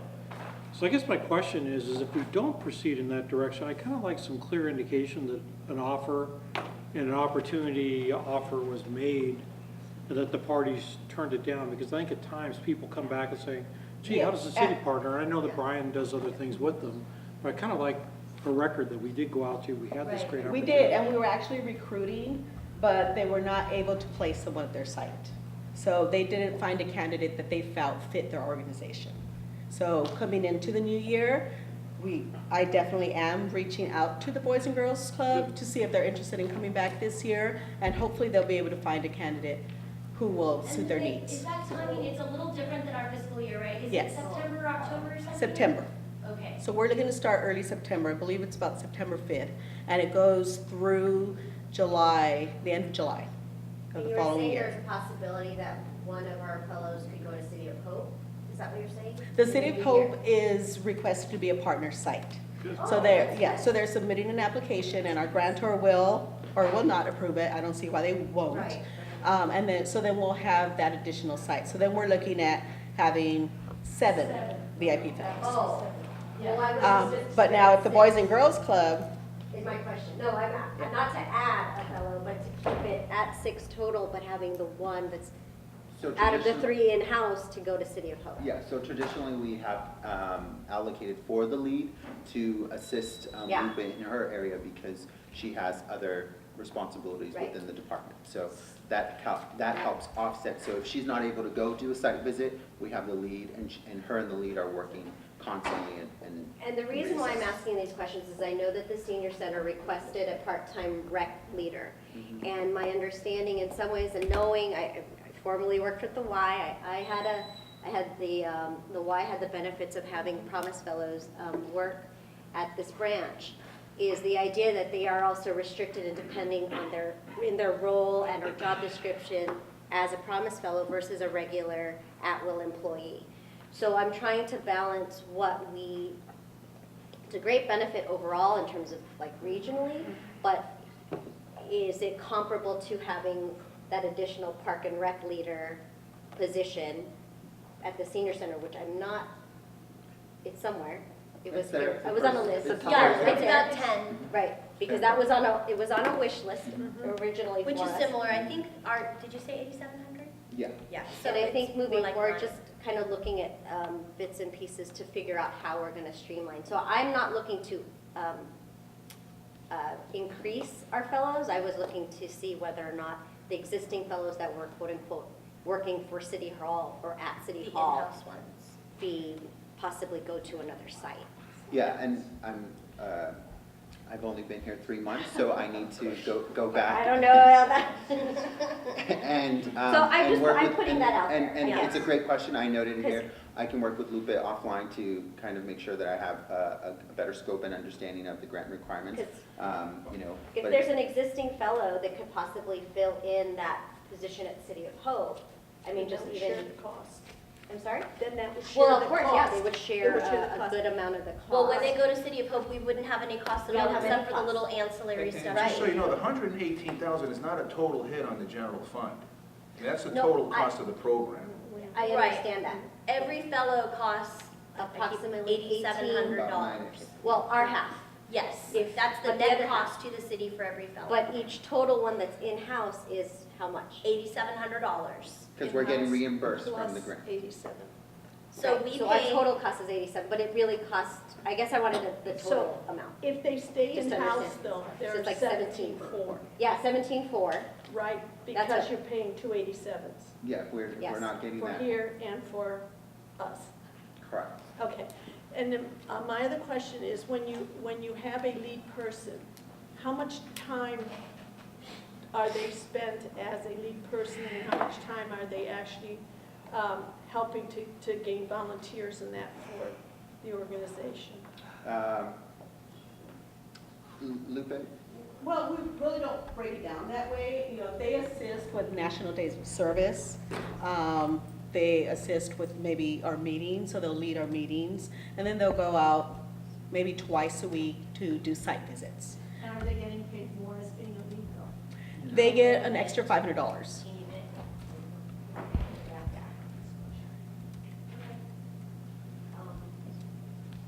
So you'll follow up and you'll look into it. Yeah. And again, I'm not looking to increase the program at this time. That's all. So if we're at 6, okay, but I'm not looking to make it 7 or 8. These are not included in the $1.5 million deficit. Yes. Right? Yes. These are These expenditures that are in your budget. We're not to the items Yeah, the that, next list will be the wish, the other the list. assumption right now is that the program would include 6, and that 3 of those would be in-house, meaning ours. And if I may add, the amount that you see there, the 118,000, I think it's safe to say that mostly applies to the 3 that we have in-house, because our partner sites each pay a certain amount to have VIP fellows. So if we went to 8 or 9 VIP fellows, the partner sites were paying for those. Right, I'm just talking about what we have in-house, to not add on to in-house. In-house, I'd okay. rather, if we can have 1 or 2 maybe in-house, but I think 3, I'd rather invest if we needed a part-time staff, a city part-time staff. I'm gonna, because in interest of time, Just to you say wanna real quick. you Now- can state your name and, Okay, Michael Tarr, I'm employee here at the City of Duarte with Field Services. But as you know, staff has been asked to do more and more jobs are put on people, okay? Well, so the main benefit of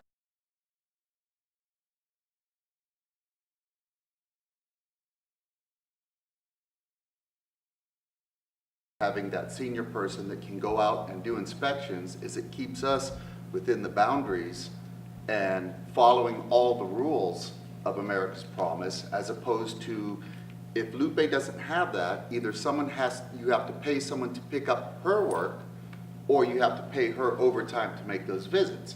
And it's probably a lot cheaper to having that extra staff member there as a lead person than it is to bring someone in to take Right. I just some of the wanted the duties off other clarification people. on whether we were required to have a lead or not have a lead. I think it's definitely a necessity for us, the lead, in addition to possibly having one additional person to kind of help in different programming throughout the city. I think that a third person at this point in time, I'd be okay it going to another site. That's what I want to make that very clear. So what I'm hearing is that you would prefer having 2 fellows here within the city, within the At this point, I department. think I'm okay, I mean, we're gonna be, I mean, they presented just a budget for us over the next 5 years. So it's gonna sound like nickeling and diming at this point, but, I mean, that's what we're gonna eventually have to start Yeah. doing at some point. And this is a particular program that it does bring a lot of value and attention to our community and resource, but at the same time, it's not also, I'm gonna say it, nitpicking within our city staff. Because it's a fellow program. So that's what As I- opposed, you mean to a part-time position? to a part-time Yeah. position, correct. Okay, so I talked a little bit about the ADA project we're proposing to do with the signing and the painting that we would do alongside that project. And then we have included facilities to get a new pool deck shading. This was something that has kind of been on our list as far as out by the pool. It gets super hot in the summer. We have people a lot of times, not that they won't sit on the hill, but they sit on the hill because that's kind of the only place for shade, and that this would kind of create another shade spot for spectators by the pool. How does it look like? Do we have any kind of renderings? Yes, so I've already met with the, one of the vendors that came out and gave me a rough quote. So basically where we have those built-in stairs, we would kind of have like a T shape. So it would go off and cover the training pool and a portion of the training pool. So if we put in some maybe like a bleacher or seating right there, and then it would cover the built-in seating as well. So those that are taking in, that are sitting there for their students or their kids, I should say, that are in the larger pool. So in administrative services in my department, we included in the personnel budget a professional recruitment consultant for the city manager's position to do recruitment for that. And then also in the vehicle replacement fund, we are recommending the replacement of a field services manager truck and a parks and recreation van, particularly for some usage at the teen center and boxing and programming that's going on down there. Now, both of these, we kind of create a separate capital, which is in your tabs here, capital list, and we just kind of work our way through mileage, age, and start ranking vehicles based on, kind of the risk of having the older vehicle out there. So these have kind of risen to the surface. There is one other vehicle in the AQMD budget, which would be a replacement of the Parks and Recreation vehicle, which actually was originally my vehicle, and then it became Caesar's vehicle. And so again, given the age of it and the mileage, it has risen up to that, but we would replace that one with an AQMD qualified vehicle. So some kind of hybrid combination. And that's not part of this, right? It isn't. It would be coming from special funds, but those are the 3 vehicles that we would be recommending for this year. 2 coming from the vehicle replacement fund, and 1 would qualify for AQMD funds. Okay. Okay. In the city manager recruitment, is that, it's not in-house recruitment process with HR, right? We would hire. No. Yeah, it would basically be bringing in a professional, kind of similar to what we did for, Parks and Rec position. right. So it's like basically a third party, and that would be brought back to the council to choose? I mean, how does that work? Because I mean, we don't, I know you guys say same as the Parks and Rec, but it didn't come to us to prove it. I'm guessing the city manager would be us. So how does do we need to look, would our labor attorneys be part of that versus like our Ratan? Like, who does it? I mean, The who recruiting firm, presents it to us? like what we did with, we RFP'd 3 different recruiting firms. There's a handful of ones out there, and we get bids from them, and it just so happens that, the 29 is just an estimate. And then there's a process we go through, that you'll go through that they'll basically do the recruiting, they'll set up the interviews and so forth and. But in this work with case, you. they would come, as opposed to working with That's what I the was city wondering. manager. Right. It would also be probably they'll meeting work with you. also with Yeah. them. They'd be working with you on what your criteria is, similarly to the way they worked with Daryl on his criteria for a director position. Mr. Fasano, oh, go Oh, ahead, sorry. Mark. You Sorry, don't she have was the- finished. Go ahead. fine. We just went through a recruitment for a new CEO at SCAG, and we used Ralph Anderson and Associates. That And we- Heather they Renshaw were on came our RFP down list. from. Yeah, they were on the RFP list. Yeah, and they, I mean, she came down and she talked and you discussed what you Yeah. wanted, and it was about, it was about a 4 to 6 month process, so I think. Do you remember what you guys paid for that, Mark? You know what, frankly, I don't think they really, I think, it was under 50,000, I know that. But it was a That's for much SCAG, wider yeah. recruitment, Oh, yeah. because it was a nationwide search. Yeah. Yes. Yeah, and you're right, it does usually take, like, we definitely like kickstarted it and went, quickly in this process. I think we wrapped it in about 90 days. My guess is it'll be longer. You're looking Yeah. probably, How long like was the you said. process for SCAG?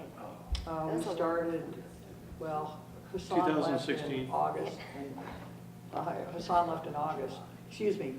We started in August, and we didn't select someone for, gosh, till, I think, the first part of March. Oh, John, did you have something to say? I don't, I'm speechless at this. Oh, okay, all right then. All right, we'll move along. So, this, now I'm gonna apply it basically to our fund balance. This is actually the budgeted amount. We've seen estimated actuals as high as 10 million, but 9.7. If we apply the revenues that we're projecting and the expenditures, with a $1.5 million deficit, it reduces our balance down to $8.2 million. And I did want to know, because the question has come up, the Town Center Community Benefit Fund, which can be used for certain types of expenses and projects, that represents about $2 million of the fund balance. And so as projects come in and qualify for that, we're really looking to direct it towards those funds, since those are designated for that purpose. And then there also is $123,000 left in our vehicle replacement fund. And that is kind of where we pull from the things that don't qualify for other funding for the replacement of our vehicles. You know what? Oh, I'm gonna, after Margaret's, I'm gonna probably quickly take a break here before Yeah, we go to perfect. possible enhancements, because Yep. you've got like a list of things, but I'll have, do you want to say something before? I know that there are some people that might want to Okay, address well, the only thing I really wanted to say was, I noticed you have on here in the possible enhancements, the courtyard, the fountain area there. Yes. We already have that money set aside for that, right? We got a grant for it? Well, for the fund. There's, gosh, now I need to remember that, was it $25,000. $25,000 is set aside for the fund. for the fountain. And this is something much more extensive than that. This actually had to do with the rehabilitation of the entire plaza area, meaning the entrances in, and I don't know if you want to kind of speak to that, but Well, yeah, this is- ADA wise, for This is the example. right time, what the idea behind it is, I mean, Yeah, I think I'm gonna pause, since it's a And we can do it on the next list. Yeah, because it's gonna be, I think we're gonna definitely go Yeah. one by one, so if you want to even leave it on that slide. Sure. Or, yeah, and then if there was anyone else that wanted to address the council at this time, I thought, I was told that possibly like union, yeah, There it is. our employee union might work. I'm Michael Carr. I am an employee here with Field Services. I apologize for my appearance, but I came right out of the field. But I'm speaking to you today as the Vice President of our Workers Union, SEIU Local 721. And we just wanted to say that there's a few things that we're in favor of. One is spending the money for the recruitment, the outside agency, to find the best possible candidate for city manager. I mean, it's kind of important. Yeah. Number two, we're also in favor of spending money towards smart technologies that can help streamline and make us run more efficiently so we can offer more to the public. I gotta check my notes here. Yeah, no worries. Sorry about that. And we're also in favor of the tax measure. And we are willing to work hand in hand with council to help get the word out there about how important it is to keep that money in Duarte. Because if it doesn't stay in Duarte, it's Somewhere else. someone else is grabbing it. That's all there is to it. We did have a concern, though, is we're a little bit concerned about the stormwater litigation. As far as we've been kind of told that it's estimated that there's been about $1 million spent on this litigation so far. 800,000, yes. And is there an end in sight? Or is this something that's going to continue to be a drain on the general fund? I'm going to allow Councilmember Fasana to respond. I'm going to take a crack at this. We're in litigation, so we can't totally give away our hand in terms of where we're at. I will say that we were looking at a potential obligation of over $200 million to our residents, which is partly why we got into this. There have been revised estimates, but from that standpoint, there was a lot at stake, which is why we took this on. It was just because of the overall cost to it.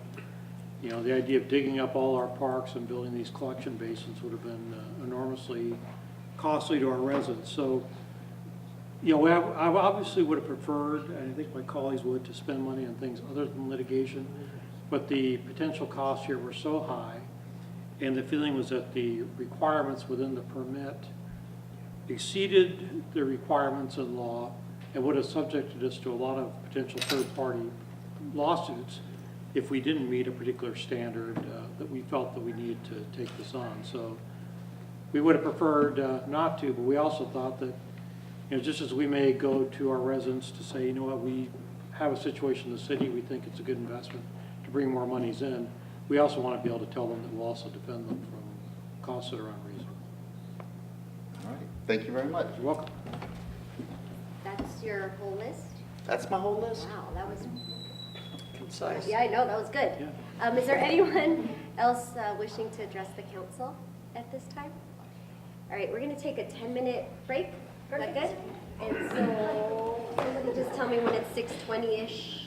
What time is it?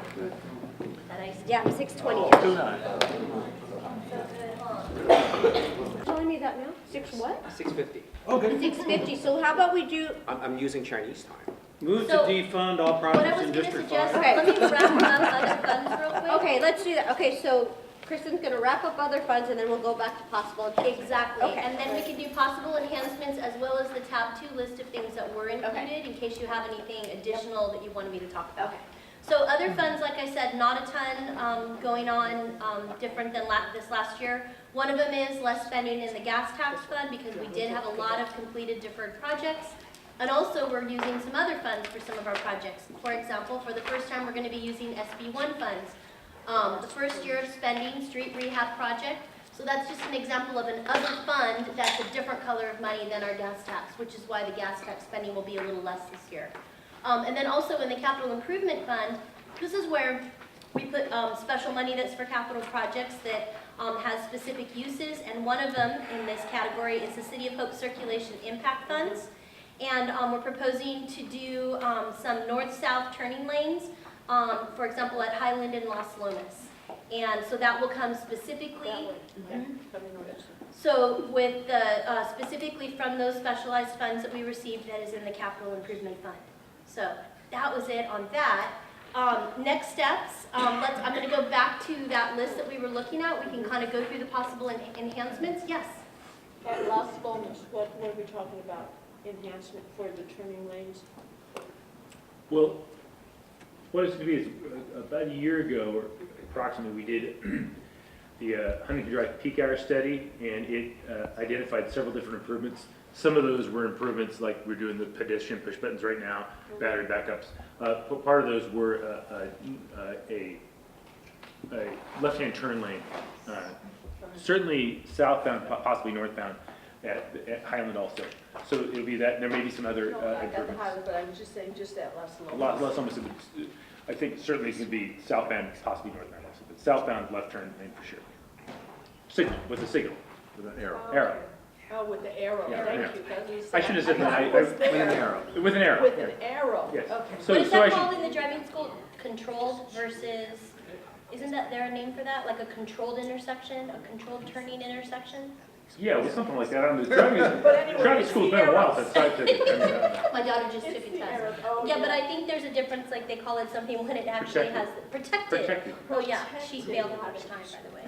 She failed that to explain it, yeah. Yeah, protected, thank you. Right? Okay, so let's go back. So this is our possible enhancement list. You will recognize just about everything on here, except for the large $500,000 one, which is the bike trail redesign. That is a new, we just got that estimate in, so I've added it to our list for discussion. And then at the very bottom on the right-hand side, the Big Belly trash receptacle, which Karen can address that. That has been added to this list for discussion. Everything else were items that were on our original list, kind of like our wish list and consideration for the council.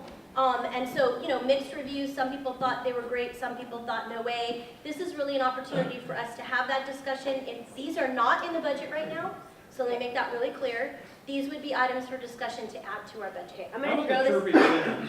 What is it? I'm sorry? We had some input about the signals that make noise for people who are blind. Yeah, the Crossing Hill right from intersections. Highland. Yeah, That's the one. That's that- actually being done right now. in the- We're in the process of doing that. It's in some of the intersections, but not all of them yet, but all the Huntington Drive intersections. They're all going to be on there. Right, Yeah. We're implementing those. Were we doing that before, or is that something new? Or was that, We're in the middle of doing that right now. so we were doing that even before this person came? Yes. Yes, Okay, got it. Thank you. good deal. I won't add to the budget again. Well, I want to throw this out there and see if, and also understanding that Mayor Pro Tem Kang may need to leave a little bit early, is maybe go through this list quickly if there's any that there's consensus that we do not want to consider further discussing, maybe. Do we want to go, I mean, Someone explain to me, or to because us, for, yeah, you want to go one by one? one by one? Yeah. Sure. And I want to make, okay, let's do that, because you're third anyway, and then Big Belly, Karen's here. And then is there anyone we have else on here? everybody. Everybody else is Everyone's physically here. here? Okay, that's what I wanted to make sure. Everybody's Thanks. here. Okay, all right, go ahead. So, Yeah, so Becca Board. Becca Board's advertising, we are spending $1,500 a month to advertise, no, That's $1,500 a $1,500 month to advertise every city event that we have on the electronic message board at the 210 and 605. Right. Go ahead, Ken. I'm gonna say, okay, we have a thumbs down there. I'm Alright. okay, Well, I'm okay taking it I was off. gonna say, I mean, if we they're got already several thumbs down. 100,000 cars that go by there a day. Okay. That's okay. Well, Okay. what was the return? Do we know? Anyone from outside our city? Would you like me to give you a little bit of a report? Yes, ma'am. Okay, thank you. With that said, $1,500 a month, and which is less than half the price of what they offer. We're getting a government rate for that. We're at the 210 and the 605, one of the busiest interchanges in LA County. Hundreds of thousands of cars see our ads every single day.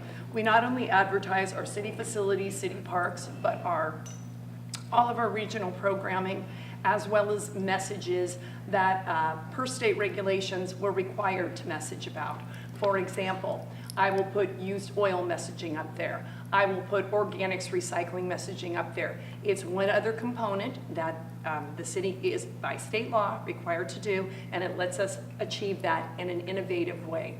So it's not only your facilities, your programs, what have you, but it's also state mandated marketing that we have to do as well. More specifically, where is that billboard? At the 210 and the 605. Northbound, And it's the eastbound, one, westbound? it's going westbound. And then additionally, through our contract, what they allow us to do is if they're, because they own both the billboards on both sides, the east and westbound on the 210, that if they're not full on the other billboard, they also give us additional space on that one. So we were one of the first cities to go with them, and so they've always held a great price for us. And like I said, it's literally hundreds of thousands of cars per day. General seeing fund our dollars? ads. Okay. Yes. Okay, now, Yes, we Mark. also have some dealerships, auto dealerships that need to be putting up public service announcements. Why don't we hit them up and save the $15,000 for this year? My philosophy this year is we're in a hole, and I don't think we want to dig ourselves in a whole lot deeper unless we are having problems with like a huge liability. So that would be my thinking. And that's something, I mean, and again, I just wanted to let the council know what I've been seeing, what the benefit I've been seeing as we've been doing it for the last year and a half. I understand your position, and yes, we can pursue that. Now, their signs, I know, for example, the Nissan sign is not quite as sophisticated as the sign that we have at the 210 and 605. That's kind of state-of-the-art technology. The ads might be simpler, but I'm sure we can still get some messaging out. So I'm just saying, I have no problem with it, but I think it has been valuable for the time you have invested in it, for sure. Would we do the same scope of work if we put it at our own digital sign? Well, what I mean, I'll do we have to go ahead and disseminate this information on a 210 and 605? Is that a regulatory thing? No, right? I'm disseminating, that's a very good question. I'm disseminating many of those ads absolutely on our sign in front of City Hall. Yes. And Absolutely. would that be sufficient already? Yes, that would be Okay. sufficient. Yeah, that would be sufficient. And my second argument is, I understand you're absolutely right. There are over more than maybe perhaps hundreds of thousands of cars every day on 605 and a 210. And many But- are sitting at that interchange for a long time. True, but a lot of our events are actually catered towards us, our local communities, right?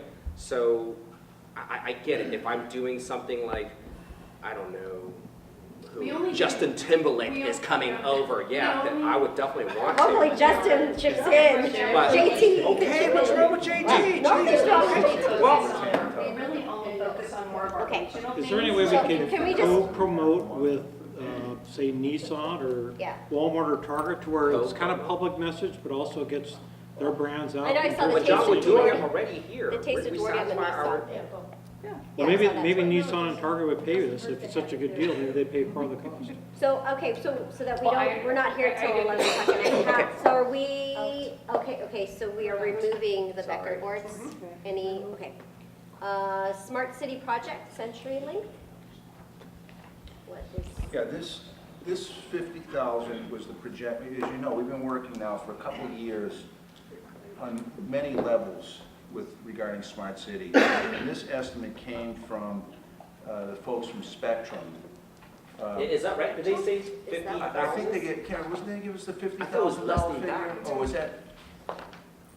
$50,000, again, was a placeholder for us, because with the Smart City Technology Project, we were thinking about not only working with Spectrum to create the backbone Right. for the smart city, but we were also thinking that a portion of those dollars might be used, because of the size of our staff, for a consultant to also help us work with Spectrum, because we have found it to be rather challenging to get them into a contractual circumstance, to get a good scope of work from them. It's, yes. Okay, so let me elaborate a little bit more about the scope. This scope is actually the backbone, right? We need the backbone in order to have that free Wi-Fi, the technology that we're talking about. We want to be a smart city. So included is the connection to the backbone all the way to One Wilshire. The second thing is actually there is going to be an access point at the TOD site, and then there will be another access point at the town center, which is Buena Vista and Huntington. And then thirdly, there is another one Civic Center. at the Civic Center. So these are the three, hotspots. that's the three hotspots we'll be doing, right? But I guess my question is, are you saying this 50 does that, or this 50 is to come up with a plan to do that? No, it's to do I it. was going to say, this, again, it's been very challenging for us to get a solid number out of Spectrum. So I can't be clear that that is going to cover everything. But I would be remiss if I told the council that we didn't possibly need to divert some of those dollars to a consultant to bring an expert in to help us plan and design that backbone before contracting with Spectrum, because it's been difficult for them to give us, quite honestly, a scope of work. Councilmember Posada? Within the last month, the South Bay cities have put together a proposal that they actually are getting a lot of it funded by Metro, and they're selling it based on transportation reduction and so on, to build a fiber ring around the South Bay cities. Through their I think COG. through the COG, they've got like $4 million or whatever. So that may be a template of other opportunities for it, which, by the way, I heard that Spectrum hates the idea from a competitive I wouldn't be Yes. surprised. standpoint. Yes. So But- I'm just throwing that out as that is being followed in the South Bay. I think San Valley cities may look at that, Metro saying, gee, we should talk to you as well. So I don't really know, but this is another model that just came forward out of South Bay, so just reporting. I mean, don't you guys have fibers laid already? I think we do, but I don't think we have a clean inventory of what's there and how much is there. But I think with South Bay, that's what they want to look at. And they want to connect all their city facilities through all those cities. Torrance claims they've lost businesses because they didn't have a good fiber ring within their city.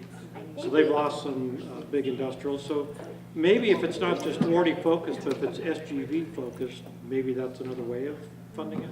I think we maybe possibly look at maybe mid-year, but also come, I think even just with Mr. Tarr's comments, really look at a comprehensive. I know we've had presentation and a workshop with Climate Tech. I think that this smart city, but we've got to figure out what, I mean, it's like the chicken or the egg. I mean, what are we doing first and how are we going to maybe do it so that we're seeing an outcome sooner than we're just doing all this stuff and nothing talks to each other. Mayor, if I may, Yeah. perhaps we need to go back and talk to, who's it, Spectrum, right? Spectrum. And really iron out the scope, the SAL, right? We need to know what they are going to go ahead and give. And I know, we've been working on it for a long time. So we really have to lock this down because that is actually the egg per se, right? This is the starting point. And then later on, or we need to have a better understanding in regards to Climate Tech's their proposal, and we need to know the financial impact from Climate Tech And too. we already have that workshop scheduled with the city council on May 28th. Okay, so perhaps, we can table this until mid-year. What do you guys think? Yes. I think we have a better scope. Okay. We want to, don't get me wrong. I mean, we have been working really, really hard to make this to be perhaps the first city in San Gabriel Valley to be free Wi-Fi. So we're still working on it. We just need to have more information. All right, we're on to the Chamber Welcome Center. I know there was notes, I put the memo in your binder. You're going to recall, we basically asked them to give us an estimate of if they expanded their services, and so the memo describes that. And so that would be $12,000 for them to expand the services at the chamber to include a welcome center. Do you remember which tab? I have my notes 8. on it, but, oh, thank you. It's tab 8, and I can I show should you have- what page it's on. I should have had stickies to mark it, but I have notes on it. Just Go ahead, my go ahead, comment Liz. would be that I'm not Page sure 29. that increasing the day to Friday would be Yeah. a return on our investment. I'm thinking that maybe we should think about this and continue it, because I'd like to see some data as to how many people actually do call the chamber, and maybe part of it we could implement, but not necessarily having an extra day with the labor. Well, I appreciate Ms. Riley's comments because I kind of marked up, and I know that the President, CEO, Cheryl Leffman is here to answer any questions. Okay. I'm kind of along the lines too, I circled like the salary of the 5 hours, and maybe there's a kind of a pilot program, and maybe there's something again at mid-year that you offer maybe every other Friday and see what that looks like. But also like the visitor furniture upgrade, I wrote maybe you attempt to ask maybe chamber members or local businesses, maybe they have some seats that they've only used a year or two and they'd be willing to do that. I got it down to $9,000, but I don't know if that's something that we'd still consider a portion. I'd still maybe providing a portion to, because I like the idea in terms of Well, I like the welcome center. and the part of it, relocation packet the costs different and the, things. I mean, and yeah, and the displays and The brochure. displays and all that, I could see that, because that would definitely be used right away. Do you have the ability, do you have a count of people coming in and out of the chamber at this point by chance? Or could you start? We could start tallying that. I can't give you any figures Like a for Friday because we're not open on Fridays. Right, no, So, not Friday, but but during no, the like a week- daily. Yeah, yeah. Not Friday. Oh But my David- goodness, if we did this week alone, yeah. We've got Taste of Duarte next week, so let's, Okay. like, we'll not inflate numbers, but Okay. let's do like a reasonable, kind of in and out, and maybe whether they're chamber members or resident. I know I've popped in a couple of times and it's been a mixed bag of people that have been in there. Yeah. Home-based business, resident, somebody visiting, just asking questions at the counter. We average probably, it's safe to say 10 a day is probably a safe average. And I would say 60 to 70% of those are chamber members. The rest of it is public. Okay. So they're coming in for, So, 3 or 4. It's not it's not a lot. And I appreciate what you're doing, but I'm still going back to my same mantra. Right. We're 1.5 million in the hole, and I think we need to cut everything we can and look for creative ways to save money, unless it is going to be a huge liability for us. And that's my thing, is if it's gonna cost us more money, if someone stumbles, on a sidewalk, well, you know what, fix that sidewalk. So that's And kind of my thinking right now. Right, and I can appreciate that. At the same token, I think we have an opportunity to build on the business relationships and the community relationships to balance it out. We always keep looking at revenue and expenses at some point meeting and kind of going side by side. It's kind of almost like a little bit here, a little bit there, and hopefully we can kind of meet somewhere in the middle. I will say there was something in the memo in terms of even like our Duarte merch. If that was something that if staff was okay to transfer that over to the chamber in order for then our staff to be freed up of something that I don't know that we should be in the in the business of selling our own merchandise, the city. And I don't even know if if it brings in a huge. I think though people do come to the city. But then you can looking for it. refer, well, of course, but you can Yeah. refer them, I mean, I've seen But it then at that means you have to CVS, go I've there. seen them Yeah. at Duarte High School at the activities store. I think that's the part, because we're utilizing, quite frankly, out of the city manager's office, people asking to purchase something if they're not doing it online. Where's the revenue for merch going? For And maybe youth we need programs? to, Where's do some data on that as well, to see how many It's people so, actually I'm are sure coming it's in. so minute, but then again. Exactly. It's minute, but the idea that We'll our transfer it staff. over. Yeah, that's what I'm saying, but it's our staff We that's can check it. doing it. Somebody still has to manage it, so maybe we transfer that over to the chamber. Well, let's see how much Just we trademark. sell. We just I think they'll sell more. Don't forget, council, you just trademarked all of that merchandise. You just finished trademarking it Which is all. still good, and that's still valid. Okay. They're just selling it. Registered trademark? Yeah. That's Why good. do we even do that? That's good. Because you need to protect your Duarte brand. So some extremist group doesn't Yeah, want you would be on there. surprised who would take over a city We've been brand. using it so long, there's no way if we go to Well, court. we've just had experiences of it being used for negative things, and I think that might be part of the impetus of why, so that we have a legal action if it's used on materials that's not appropriate or not positive. And on how the much do we actual spend on trademarking? With rattan, probably maybe $3,000. I'm I fine with spend- the I trademark spend- from a liability Yeah, I'm standpoint. okay with, I but spend $500 on one class. that's and I fine. do- But then, are we okay in terms of transferring that lease over? But I would say that we would need to send some dollars. Well, I don't know. I Let me think see. at this point, we need the data. Can't we look at Do this this at at mid-year? mid-year? No, mid-year. What about Yes. mid-year? I just don't see it right now. I don't, look, here. Okay. I do have a suggestion, sure. actually, very good. Because we're trying to be so fiscally responsible, which I absolutely agree with, I don't see anything on here that's an emergency, and maybe we should just look at all of it mid-year As an emergency? as something that we absolutely have to spend our money on right now. Well, nothing- Okay, then I guess, then Margaret, do you my see question something? is, about half our budget, we could go ahead and take a look at something like that. But there are certain things on here, like, obviously, I think the bike trail is a huge liability for us in the condition it's in right now. I think we'll have to find Will that be Certainly. grant money? That's, that's. It might be Grant Metro, money, right? we should check Metro money, see if So we- I think there's always opportunity to look for grants, but at least it's budgeted. And maybe ahead. even Can we go line by line? I know, okay, okay, All right. I, Never mind then. yeah, I understand, Mr. King, I got it's it. because you have to go. I but really that's- want to that's- talk about, Well, but I What do you understand, wanna but that talk is also your I know. choice, you're the one who has to I go. know. So, we are at the Chamber Welcome Center, is there anything on their list, and I get everybody wanting to, I'm, Yeah, there is one thing. I'd like to invest a little bit of something, because I think we lose the window of opportunity also. Where's the Okay, South so- Center?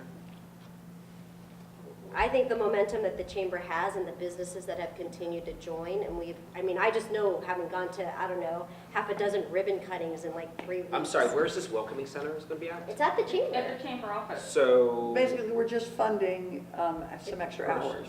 Let's Oh, go, no, let's go to no, 6,000. Look at, no, if you guys look at the, okay, look at, okay. I that's see, why I I see, asked, I tab see. 8, well, I went to page Page 32. 29. Well, if you go to 32, it shows the one-time expenses and the ongoing expenses. I am not supportive of this salary 5 hours on Fridays, because there's really no numbers, like as Liz said, in terms of. Actually, I'm more favorable toward Fridays. City You Hall are? and everything else is closed on Friday, so it's a good Oh, well, then time that's for- good. I was hoping somebody else would say it. Well, there you go. Well, this is, Just put in half maybe, the how line about and see we, what how we about get. the visitor furniture upgrade? Can we nix that? What are we talking about? Oh, Where are that? you? On 30, yeah. Yeah, I'm looking at that. Well, why visitor furniture upgrade? Don't they have furniture in there right now? Actually, no, we actually just lost our chairs. How did you lose them? Well, Sell? they were falling apart, and somebody said, Liability. we'll take them from you. Liability? And we actually did a swap. We got a podium for our 4 chairs that were Well, that's completely fine. needing to be I redone. think, however, our people, when they come in there, are not going to be sitting down. They're going to be looking at. Some what the have, merchant- It's a floor, We get probably about a 20% sit-down rate, Home goods because buy people Yeah. stay. How about I a mean, bench? Don't they need That, couches? again, this is So all, it's- this is not knowing what you guys have It's lovely. anticipated. Wait, is this a and- must-have? I'm No. just asking right now. No, right? it's not. I want to be a That- project this manager could right be- now. Is That this a visitor must-have? furniture rate Nothing, could go. nothing on here is a must-have. That- If you want that to could go. go. Actually, just to remember the context, council asked We asked. the chamber, Yes. if you were gonna expand and do welcome center services, what would it take? And that's really what Okay. this And memo I Let's think- put half Got the it. funds in and get a report back on how it'll be used. Are we good with that? I'm You okay? sorry. I didn't hear what- 6,000. Okay. For what? I'm Okay, we're good? 6,000, but am I, You figure out How how to did you get spend that your number, $6,000. Okay. But we like the Fridays. Yeah, I like Yeah. Fridays. Well, but see, that's the thing, our Fridays that- are that- already 4,750. That's okay. I was gonna say, and that will go up. 1,250. And the January. relocation packets. Okay. The relocation packets, those, There's a lot of new residents, and you've got a lot Yeah. of new housing. yeah, they're gonna be People will call increasing, you. yeah, definitely. Okay, the relocation Um, package, 450. The website fees, quite frankly, the website to me is, You can- would you can- be nice, but You can hold on. we do not need to do that right now. We don't need to Okay. roll that out at all. 5,200 if you do the. That's the like relocation 75 package and the salary. Okay, and then the signage. Signage. And well, okay. Well, then. The signage is very So low. okay, is everybody okay with $6,000? Yes. It's like going more. In the context of 16 million, No, then we'll how? go there. I think we should just gather the data and then bring it back at mid-year to see if it warrants it. I'm I'll gonna move say, to 6. I feel like it warrants it, at least the 6,000, because of the activity that's happening through the chamber. I feel The like, KFI thing alone. I know, the KFI, I mean, it's playing over, yes, Brian? I see other things on this list that I would prefer to invest that money. I mean, that's just my opinion. Yeah. I don't think it's an urgency right now. No, we're gonna go through a Yeah. bunch that's not an urgency. So I think it's more Well, of then just, let's just go on to the next Well- one and see how urgent it is. Why Not saying don't yes you or go through no. all of them and then figure? well, that's why Okay, we're, okay. so Next. let's hold this one to the side. If possible. Okay, let's see if there's any money left over. All right, social media training, who is this for? The social media training, who's the training for? In the city manager's office, we have new staff. Every time we get new staff, we have to do some training. It says social media training, but that's also going to probably be, because we have several different modules on social media. We have several different modules, or several different training, right? Because it's not just doing it personally, Mayor Pro Tem, it's doing it with the city in mind. And there are things you do with city social media versus you wouldn't do with your own personal social media. We do have a policy, but we haven't visited that in several years. So again, this would be for getting my staff up to speed and not really, I mean, social media, yes, but also we have a website that has an extremely difficult contact management system, and we're gonna definitely need some training on that. Okay, now, I might add that they, Yeah. they do social media training at Joint Powers Insurance Authority. Right. So what about, Yeah, I think checking you with guys them? are, you said Right, you're and gonna we're gonna, attend and we're that. gonna take Getting it for advantage of that free. during this fiscal year. Yeah, and maybe getting it for free. Is that the, Or is that the price for is that? that the price for the JPIA, or what's the? No, We're members, we get it that for wouldn't free. be. That wouldn't be. Can we get it But for I'm free? JPIA training is free, Yeah, yes. Okay. but I certainly am not going to be able to train them for free on Civica. That's for sure. I'm not going to be able to. Civica does not do things for free. Civica or Granicus. That kind of rolls into your next item too, I know, the with the city website website. redesign. Why? It's not- We just paid a whole bunch of money to go and design that website. Okay. Looks pretty That's not good. urgent. The But I fact know that we there's chose people- the name access40.com means it needs to be redesigned. I don't know what we were thinking to pick a name like that. We Well, didn't, that's from day one was We access didn't pick 40. it. But we need to .com, rethink. not .gov. That, accent, that topic has come up before, as far as switching over and going to something more traditional like a CI, Duarte, CA, US. US. Yeah, You've done and government really the big cost to that isn't about switching over, it's about all of the printed materials Wow, and okay. all of that stuff. So if the council's interested in doing that more from. Man, Not right there's a now. cost to just talking to people on the phone than having to spell it out all the time about what it is. Yeah, this is Or true. people typing it in wrong and they don't get to it, so. It is, but we could do a quantification of what that would be, Okay. kind of ensure that maybe I can come back. But that's sort of separate from the idea of doing an updated website. I think that's more about, because we would change our emails to do that and not just Right. the website. That's a bigger Yeah, thing. Can Yeah. someone go over that, the scope of redesigning the website? Yes. Currently, we, about 3 years ago, and typically in our business with cities, you redo your website every couple of years. In the last 3 years, we have been with Civica, which is a subsidiary of Granicus. Civica is a very small portion of the Granicus family. They haven't really invested into their content management system. It's getting very old, it's getting very antiquated. There's many functions that don't work on it, which is causing us to have to bring on different vendors to supplement our website. Outside vendors, because it just can't handle it. So, What are they not able to handle? for example, we can't do an e-newsletter off of our current website. We have contracted with Constant Contact, for example, to do that. Our website also doesn't give us good analytics, or it doesn't give us good information about misspelled words, broken links, PDFs that are no longer working, so we contract out for that particular service. There are website building companies now that have all of those modules built right into them. What is our website costing us now then? Well, currently, right now, it's costing you just to host it, Yeah. is approximately $11,000. So what about all these other contract costs? Yes, yeah. Does that include all those other contract costs you just No, mentioned? that does not include. So this is like an That does not. investment in infrastructure. Whoa, okay, so look, you guys all know I'm IT. Finish. $30,000 to go and redesign this website while we're paying $11,000 per year that they're not doing anything. I think we need to go ahead and renegotiate with them.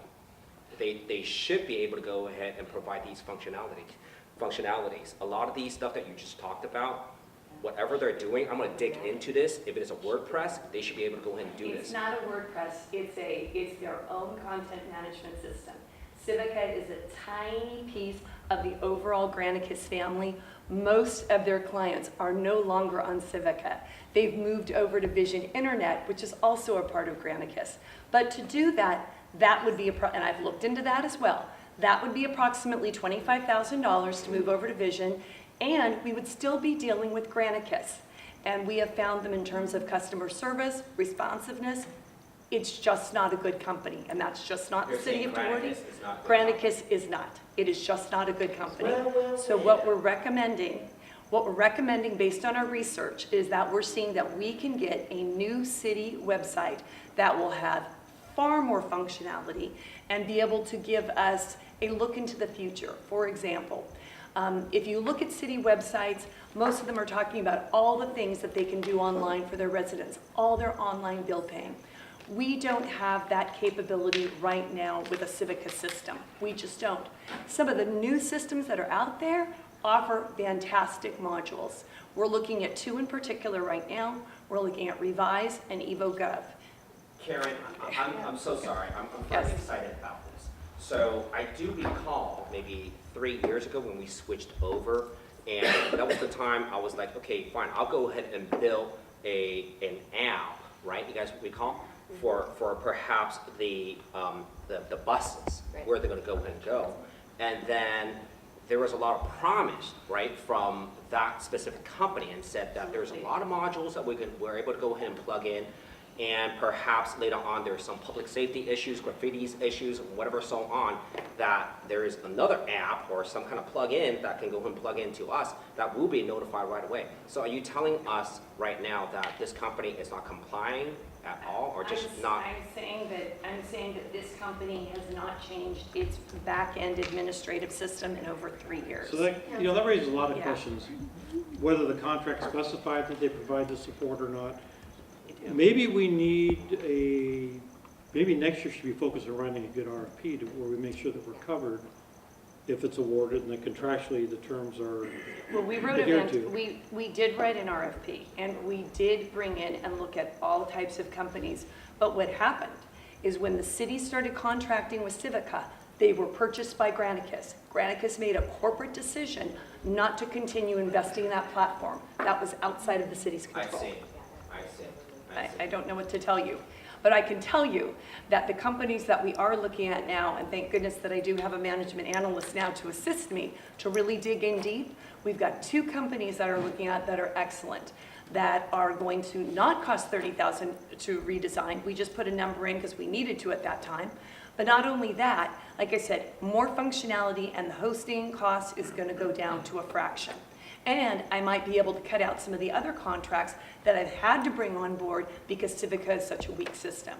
I think it's an excellent investment, but that's my thoughts. Let's go with it. I'm still not certain about $30,000, I can tell you. Do you think it'll be less? It may not Well, be can I finish? I just finished my whole entire e-commerce website. Of course, I did it, I worked with Indians and so on. It costed me $4.99, right? Complete, $499. So $30,000, when I used to work for United Healthcare, yeah, with $30,000, I can definitely make a really impeccable website with all these whatever stuff. But I got to understand, what is our scope? What do we really need?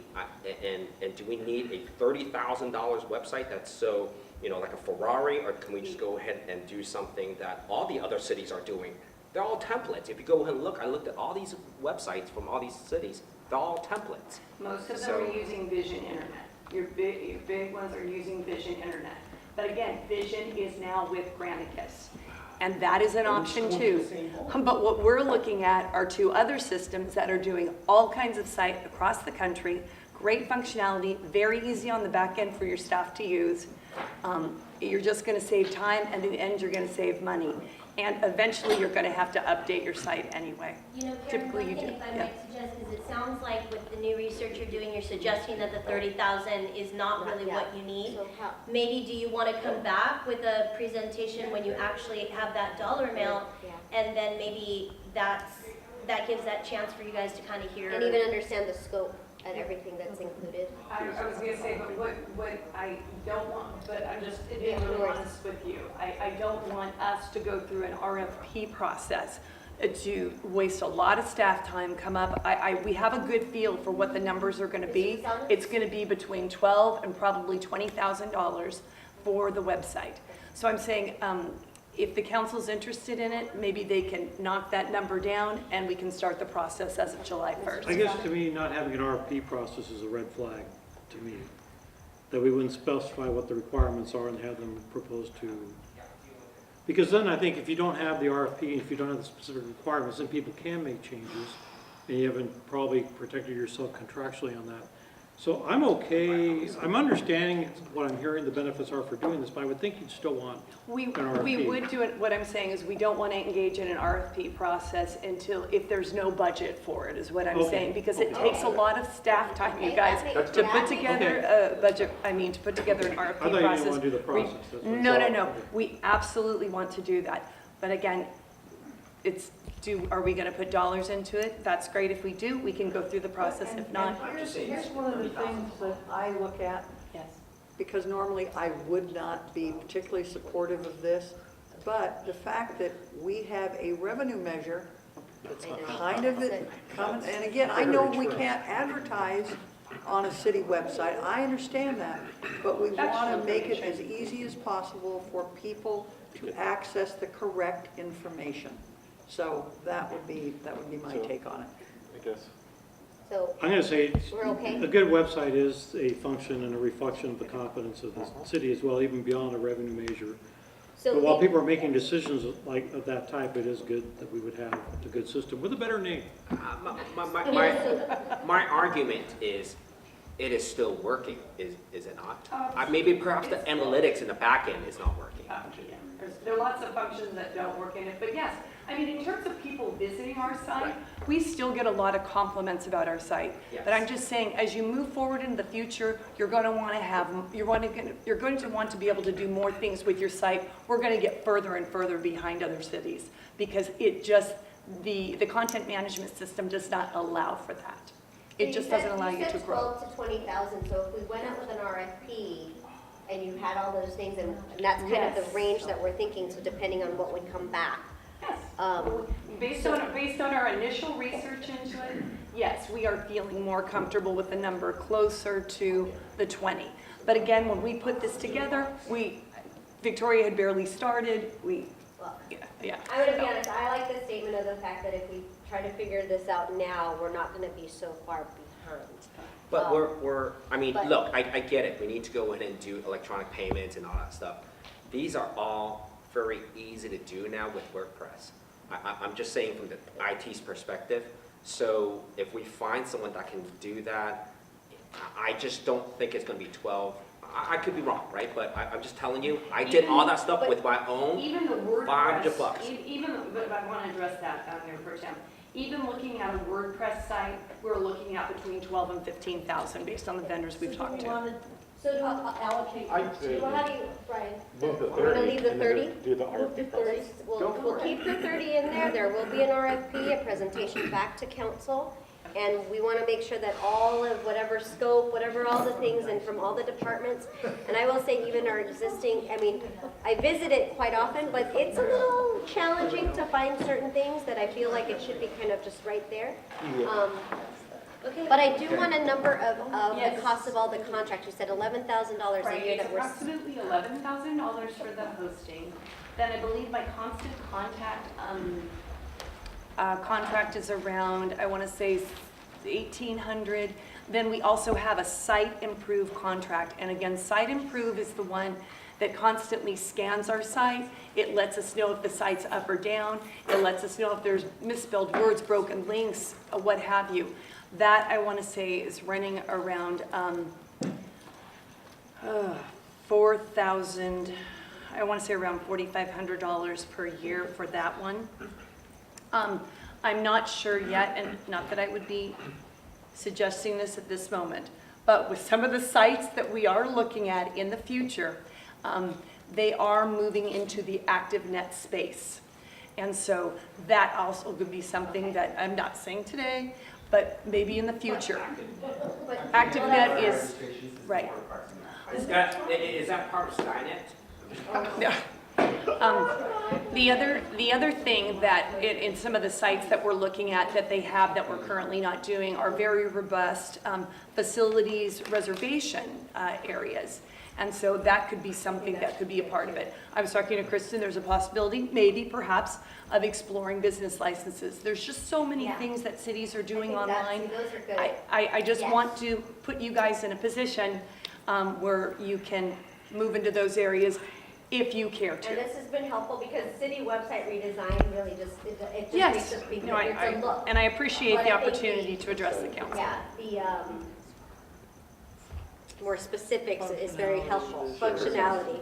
I think, so, I'm gonna just quickly, with the social media training, that would be for, our management analysts, It would be for our management analysts and And of course council aid? also Jeremy, yes, he does. and so we're gonna look to see if you can get that for free first for the JPIA. Yes, Okay, yes. and then you can come back at some point and see Yes, it. regarding the website, thank you. No, yeah, the website, but not spending $5,000 on social media Right. training. Thank you. So Okay, the contract Just out go for online, crossing YouTube. guards, I'm gonna let Brian talk a little bit about this. As you know, just to lead into it, we have had a lot of challenges trying to keep those positions full. And so this is kind of a solution in some ways for that. So, as you know, we split the cost with Duarte Unified and CS Arts. Duarte Unified has 5 locations, Beardsley, Andre Storti, Valley View, 2 for Royal Oaks, and where am I missing the 5th one? Is that 5 already? That's fine. Okay. And then CS Arts has their driveway, and that's CS Arts though, and Highland and Central. These are CSRs. Yeah, that's CS Arts. So they have 2, so we have 7 spots altogether. Currently, and through this past full year, we've only been able to fill the 5, even though, if you remember, I brought forth the MOU with both of them. So we haven't been able to fill Valley View or Andre Storti because we just couldn't find the bodies. I mean, gone are the days of finding Phil, who's up at Royal Oaks, who's been here since before I got here, or Moses, who's been down at Beardsley since before I got here. This past 5 years, we've noticed huge turnover with our crossing guards. You know, they stay a very short time, and some of them moved out of state, some of them just resigned. In the past year and a half, we've held 4 recruiting processes and held 4 interviews. During that time, I think the first interview 4 ago, I think we were able to hire 2. They're both gone. The one after that, we were able to hire 2. We still have 1 right now. We had to let 1 go because we had to move him because of concerns about where he was and the safety of the vehicles and moving and everything, so he resigned. We went through another recruiting process where we called and invited 5. None of them showed to the interviews. This last interview process, we actually hired 3, and one of them didn't take the job. Well, we offered jobs to 3.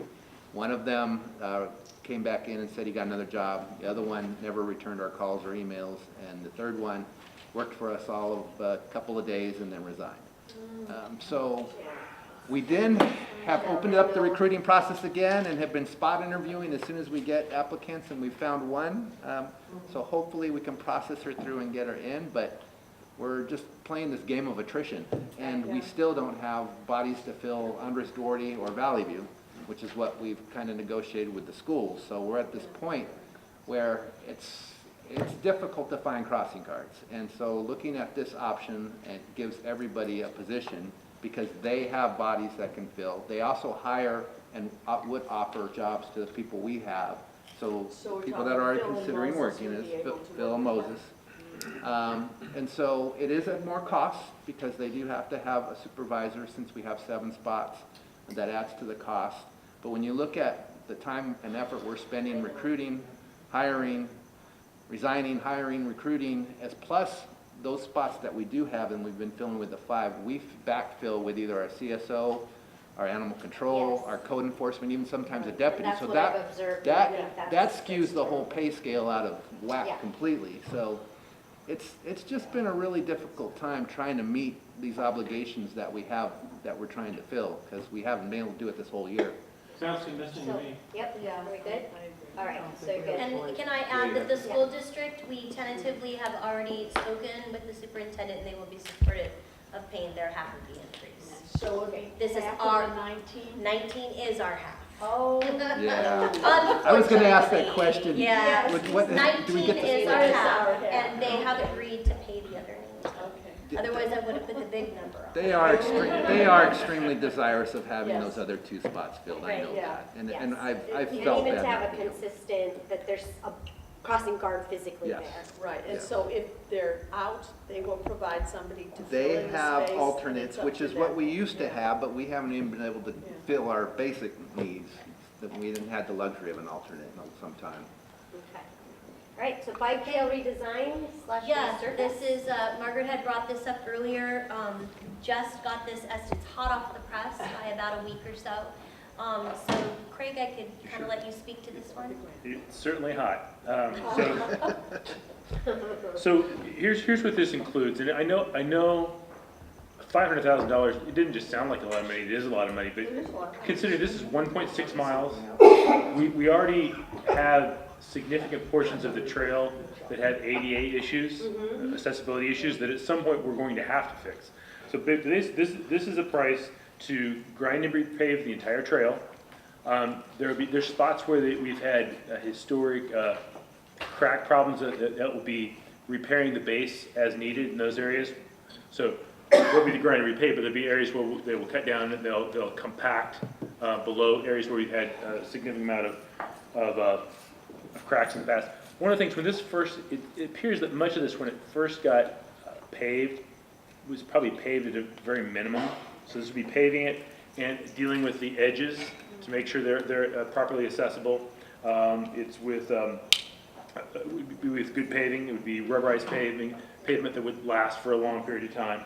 Has this been redone ever since it was first put down? I think there's only been repair from what I understand, but that's The slur, like part- the yeah, little yeah. slurry. And- Patch, but patch. part of that is that it's kind of hard to find a lot of people who were here when they first did it, right? So I mean, part of that is just that. Mauricio, probably. Could be.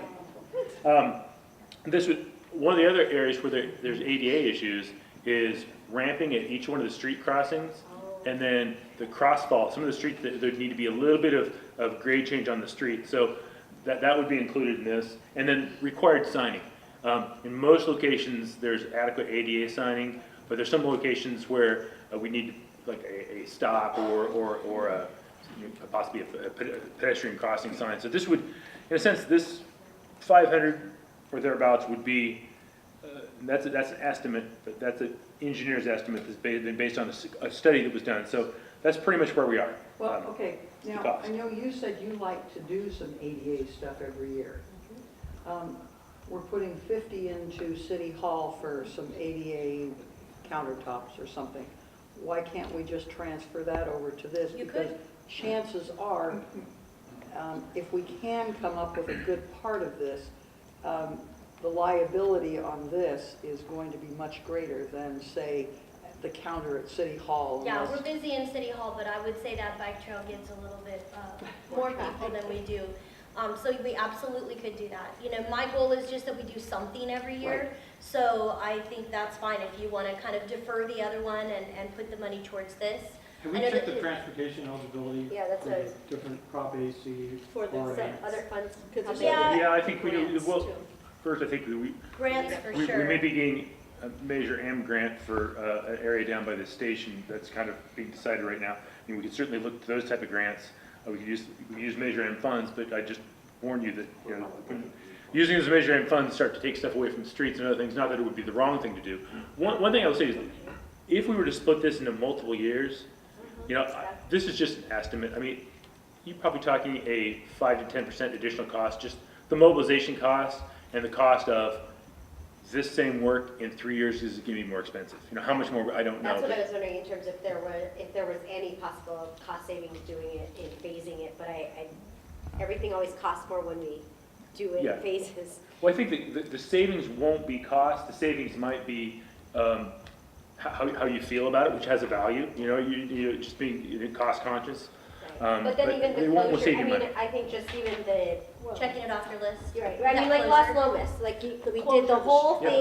thing, it was impacted one time, Yeah. and then now it's complete, right? Versus if you said, let's do this part up to Hacienda, and then let's do this part next year, and let's do this part.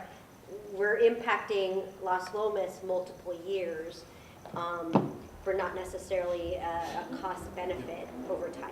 I was just So- say, we also have SB1 allocations will be coming out as Oh, well. that's the other one. So I think we have a lot more flexibility here than we do with our general fund dollars, if we can Could we- drive it to So if some we of were the to- And fund part of what sources. I wanted to get a flavor for too is, if you have flexibility for us to go look at some of the other funds that might qualify, we could come back with a package of that. Yeah. Maybe we put the Yeah. 50 towards it from the general fund, to kind of match up with that. But the other thing is grants did get brought up. The thing with grants is that that's gonna be a time delay, because we're gonna apply for a grant, we're gonna see if we get it.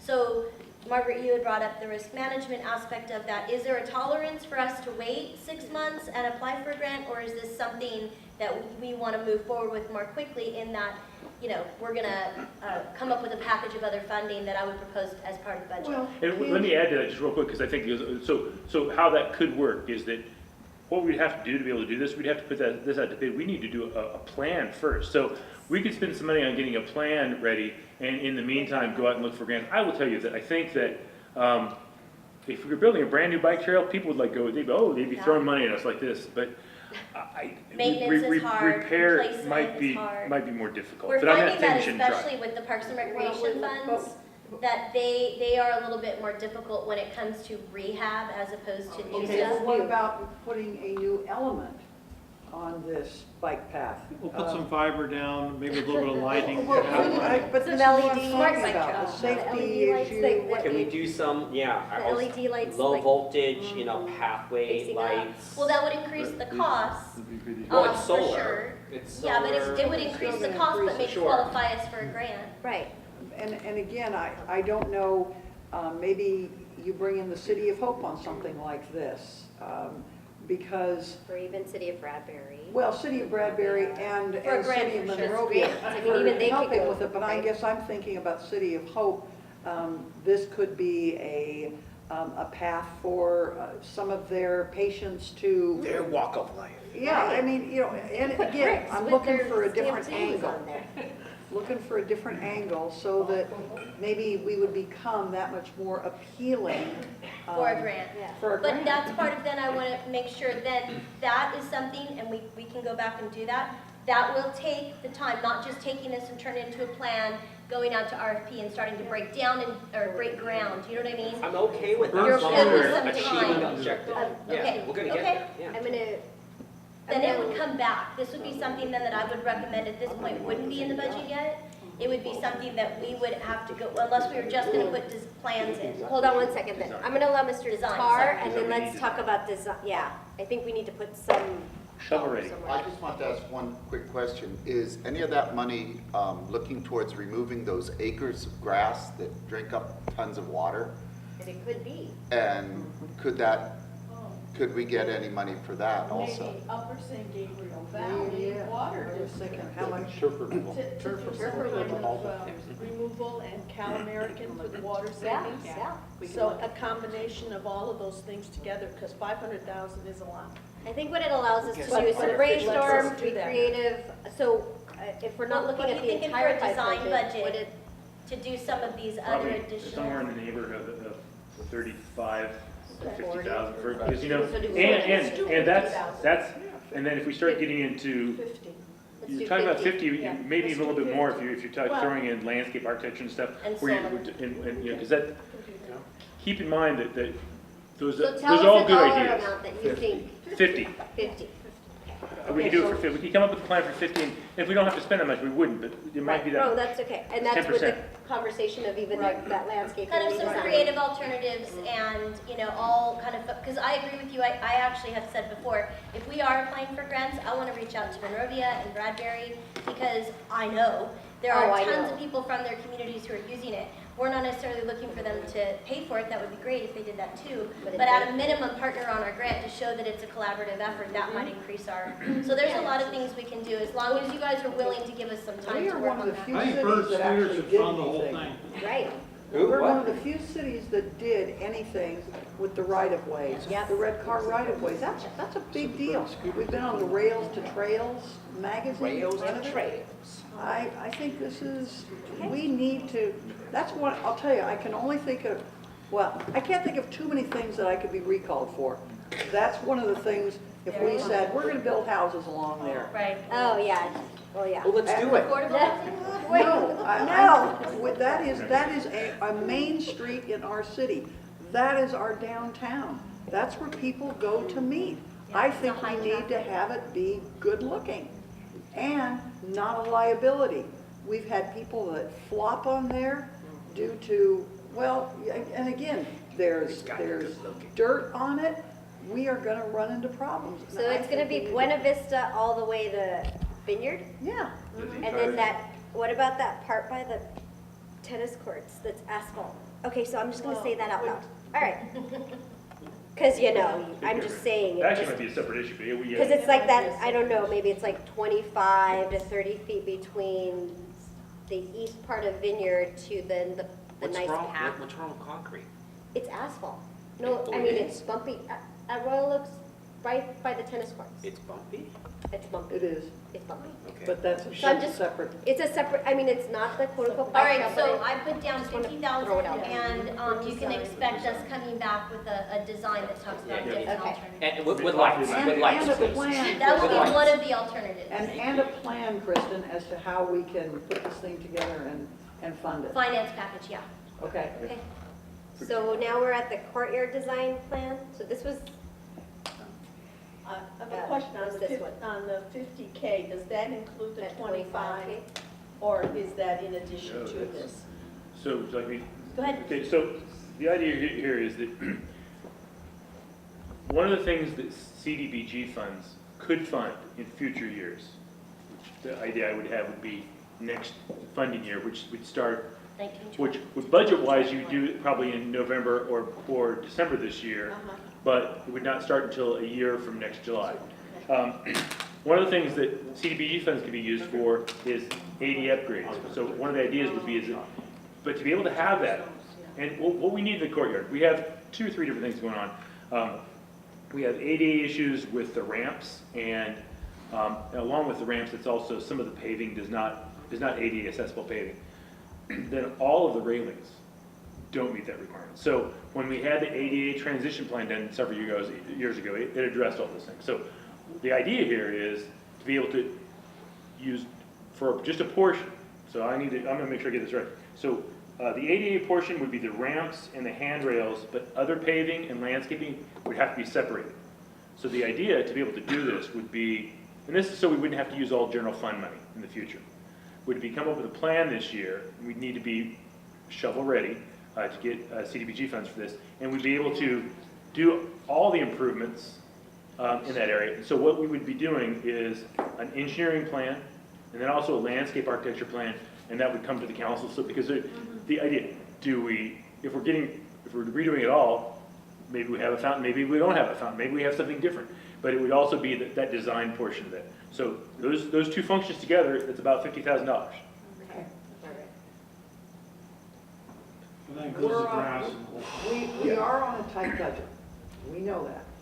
I've mentioned it numerous times. So what about doing something with our dead fountain there, making it a planter? Who did I talk about this with? Maybe Daryl and I talked about this.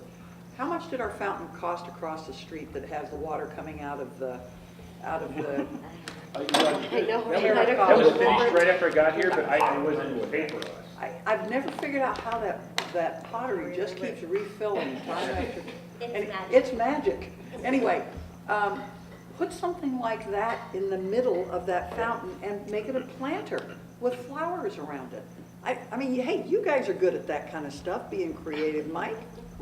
Yeah, but that fountain needs a lot more than, But we're not, no, I'm talking about, we're not using the same pipes and having to dig up all the concrete there. I'm not saying we do that, I'm saying we do something like we have out there and just make it kind of an internal fountain sort of thing. That can't cost any more than about $10,000 or $15,000, and then make it a planter until we get money. We would have to do something like that, Mark, because we've run like 3 different estimates on resurrecting the fountain that's there, and because of the shoddy condition of the plumbing underneath, We're not gonna use that. It was $125,000 in grade. We're not So- gonna use that. No, that's what I'm saying.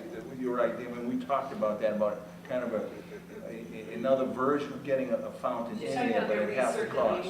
Yeah, just recirculating. And I do think what Margaret is pointing to too is the two different things, and you know, I totally love that Craig is being cognizant of this. In order to really fix that fountain, the $125,000 and all of that, it does have to do with tearing up, you know, the piping underneath. The minute you start doing that, you're triggering all of the things he's But I'm describing. saying we don't have to do Right. it. Let's just make that one Right. big planter. Fill it. We Hold on. have, I'm gonna let we Craig- certainly have the ability to do that, but what I'm saying is that we still have ADA issues out there, and at some point, the city's gonna have to fix this. The idea here, we can do this any year, but Right. this would allow us to counteract some of the overall costs for that area with CDBG funds. This looks like a mid-year budget discussion, we're not gonna solve it. Yeah, Mr. Tarr? Margaret, one of the things I was gonna say is the fountain across the street was built with a very poor filtration system. And so that thing turns green overnight in the summer. And it takes a lot of maintenance just to try and keep it from looking green. So basically just recirculating the water isn't going to, I mean, it might be good for a little backyard pond that you don't care if it turns green, but you don't want a mosquito swamp in front of City Hall. So what do you need? You need like a UV filter, right? Is that what you need? You need honestly, if you look at a lot of the other cities, the fountains that they have out in front of their town halls and that actually go to pool filtration systems, Which is what this proposal is. which filters the water out, keeps it clean, or else. Just make it a planter until we figure out what we want to do with it. It just looks crummy now. It looks like, oh, they're too poor to really even have a Well, fountain there. okay, but we keep going back and Guilty. forth, and we have money, we don't have money, so. For a we while gotta there, it figure- looked kind of like we were conserving, and now it just looks. But, Yeah, it so looks Craig, pretty. this is not just the fountain, right? This is the whole area. Yes. Right. Because you have to do the Entire ADA, area. you have to do the concrete. You know, in a sense, the majority just of the like a concrete fountain. I think would we're all be focusing on redone. Well, that- and The I am. majority of the ramping would be done. No, but this proposal. But this is just This for is the just, plan, though. this is just the drawing, plan. this is doing the plan so we can, So we would decide later. so we can have access to the CDBG funds for part of it. If we don't have a plan, we're not gonna know the number, we won't be able to budget it, and CD. Get rid of the So that won't we be able could to- decide, I'm okay the with killing the plan fountain. what'd you say? I'm okay with killing the fountain, I'm not a big fan. Oh, I'm Just Yeah. flatten it. See, I'm okay with also. Put our seal on it. It's Yeah, so, the, it's so cool. the idea for this is that a fountain may not be included, it might be, you might Exactly. decide you Exactly. want, That's what you I'm might want, saying. you might Flatten it want and put our So seal a on it. pergola, you Oh, might, I want the seal. Yeah, flatten it and put Flatten our it, seal put on the it. seal on it. But you still totally can the. Like, no, like a mosaic D Yeah. on You can do the anything. product. you can do almost, well, A plan, we can decide. financially, yeah, maybe. We can decide Sorry? on a plan. I We just know. want a plan. So the question is, do you want him to go do the Yes. plan now and go through that process? I mean, it would be collaborative. They would get that opportunity to talk about the seal and Yes. what they want there as part of creating this plan. Do you want to deal Or with do it? we want to delay this even further? I would love to bring the designer and Lance Dark in and have a workshop and like, decide what you think is best. Okay, John, Brian, do you have a plan? Can we You want a restart plan? this whole conversation again, like in 2 weeks? We could kill the You want fountain. to, you want to hold, okay, I love America. this is what it is. Another plan. Well, is there a timing for CDBG requests? We would need to have a plan ready so we would know what the budget would be Right. by November of this year. So if we And we looked can at put it on this the at next year, but mid-year- that's 20, oh my goodness, Yeah, we're that's already like there. 22, 21, We're already here, we're there, we're here, we're already, no, that's 22, 23, Oh, this is if we don't do it this I year. mean, I know. Next year, They're we're year gonna- off. like a month, we're already, we're 1920. No, the first one would be for 2021, because we're going into 1920. So we're going into 1920, so will it be in the 21? Next year, that's what we- next- November 21. November 19 is for You know, 2021. in China, you could build a whole. So we entire could city. hold, do we want to hold this for mid-year, or we want to go ahead and just say, bite the bullet and do the 50,000, plan? Get it started. Only Get it started, get it started, get it It's an started. estimate, right? 50,000? Yeah. Yeah. Everything's That's what outside. keep in mind, I need an engineer, then I need an engineer to be able to split the ADA from the non-ADA, Right. and then I need a landscape So architect. for this 50 is what you're Got it, asking, got it. 50 is what, Wait, so we got okay, what 1, 2, about, 3, I know, but Go ahead. that's 50 on top of our whatever really design. deep hole. If we don't get this revenue measure, we're not putting in that. Right. I mean, it's a We're not simple gonna as do, that. yeah, we're not gonna do anything. So my point is, why don't we go ahead and make it mid-year? We've either passed it or haven't passed it, or we're in the process of trying to pass it. Fair enough. If we could get Sam to jump it in the motorcycle, I think we generate some revenue. I'm about to. Okay, So that one, so we're at We'll bring mid-year? that mayor up too. Okay, yeah, I'm sorry. Oh, Mr. Tar Well, I and was- Mr. Hernandez. I just want to ask Craig something really quick. Are these repairs necessary to keep us ADA compliant, so we're not No. facing lawsuits or No. things like that? Oh, wait, Until the you rail, open it not Right. until we mess. Well, I thought it- the second yes, one but was- the thing is, we have a plan to do this, and we are each year choosing to do certain things. At some point, the city will have to do the improvements in the courtyard you area, have to be able to show you're doing a due diligence But effort to work. not necessarily through all required this. now. And the impact of moving us to mid-year is not that big, but it does put the whole project back a year, but that's not really, it's a bad thing. You can always pick, we can choose to do that in the next year. But when you're saying that the request for CDBG would be basically This November November. of 2019, it would make the project not till the 2021 budget year. 21, Which one? 22. 21-22 budget Right. year. No, no. Because 19 is for 2021. We're in 19. Yeah. So this is 1920. We're talking about 2021.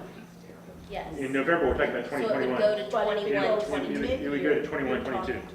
Yeah, it would go to 21, 22. Okay? All right. Oh, I'm sorry, Mr. Hernandez?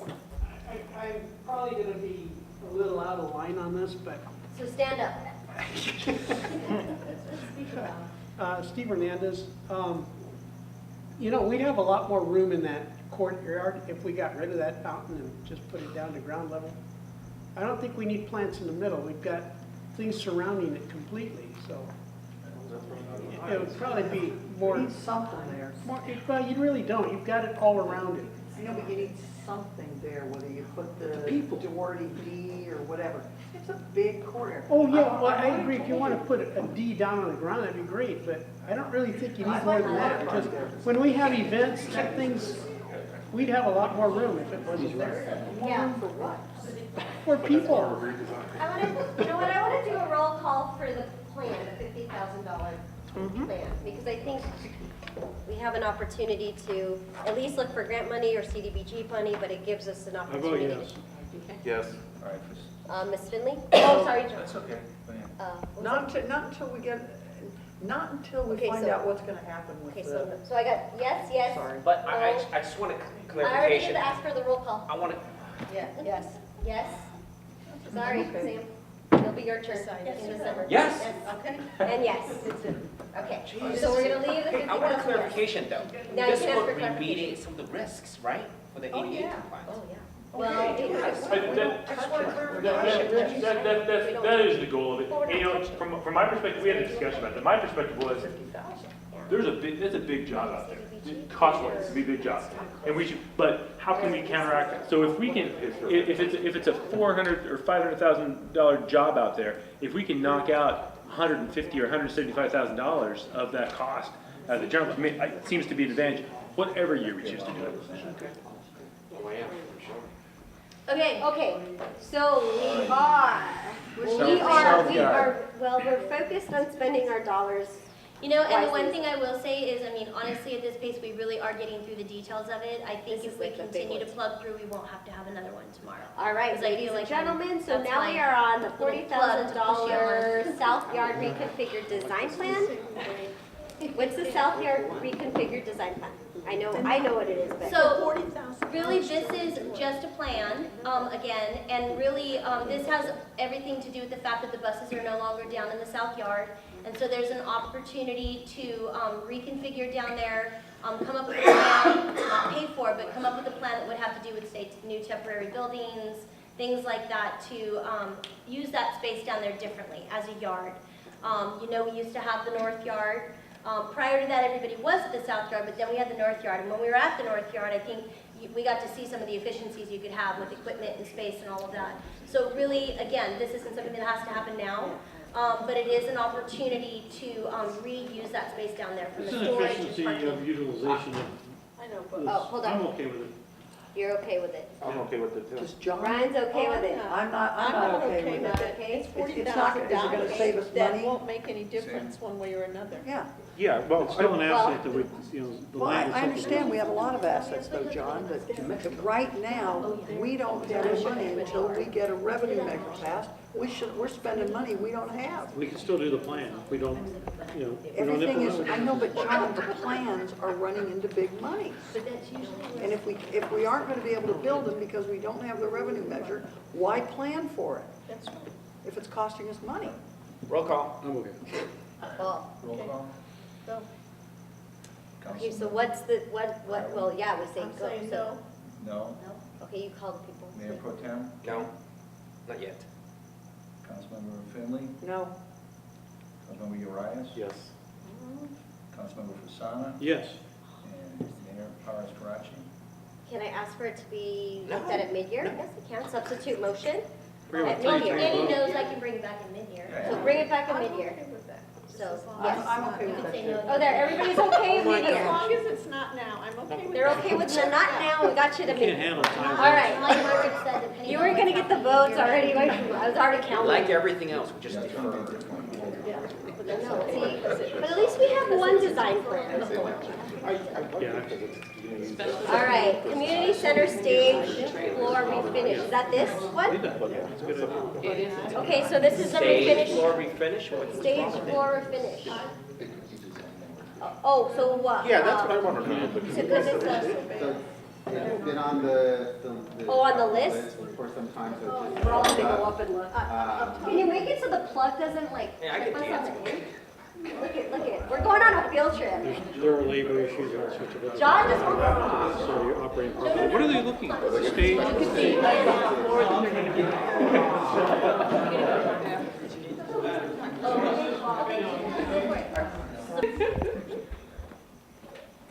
Okay, we're back, everybody, so we will defer the stage floor refinish, the teen center exterior rafters and paint. When was the last time that was done? It looks pretty bad, but I just wonder, I'm curious. It It's is pretty bad.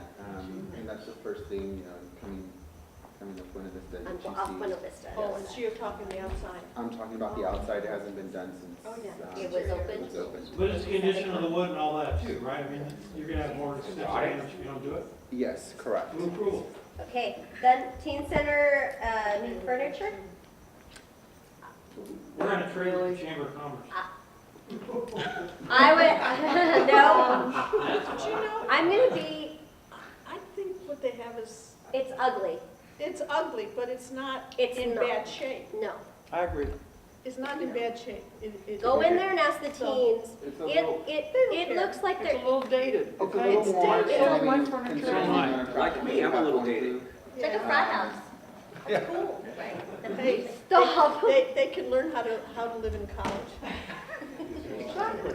Right? Okay, wait, I'm gonna, because I do visit the teen center often, I do get a chance to talk to the teens, and they have a lot of nice working and functioning, and it's been since 1997 that furniture and the way the design is, it does look like it's not a teen center. I mean, it doesn't, it's not a teen center. I will let you interrupt when I'm finished. Okay. And granted, I mean, we could easily, maybe even if it's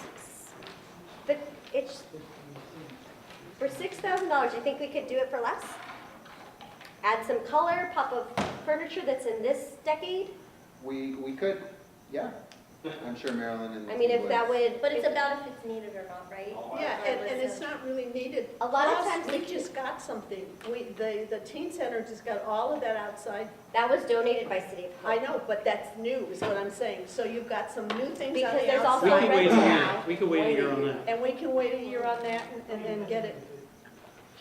Guys, if we're not tightening our belts All right, I want a right roll now- call on the teen center new furniture. All right, call it. Okay. No, that's fine. I just want the votes on record. Councilmember Riley? No.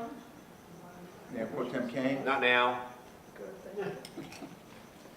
Councilmember Fasana? Next year. Okay. Councilmember Arias? Yes. Councilmember Finley?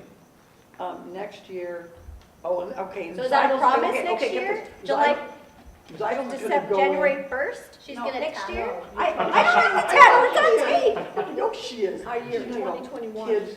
So I'm wait, your savior. 2020? What's next year? I want to ask, what's next In year? July. I can bring it Next back year's up budget. in mid-year. It's and if you guys 2020, want what to perfect vision. Say, delay it again. Mayor? Oh, Yes. I'd like furniture there. Okay, that fails 4-2. Okay.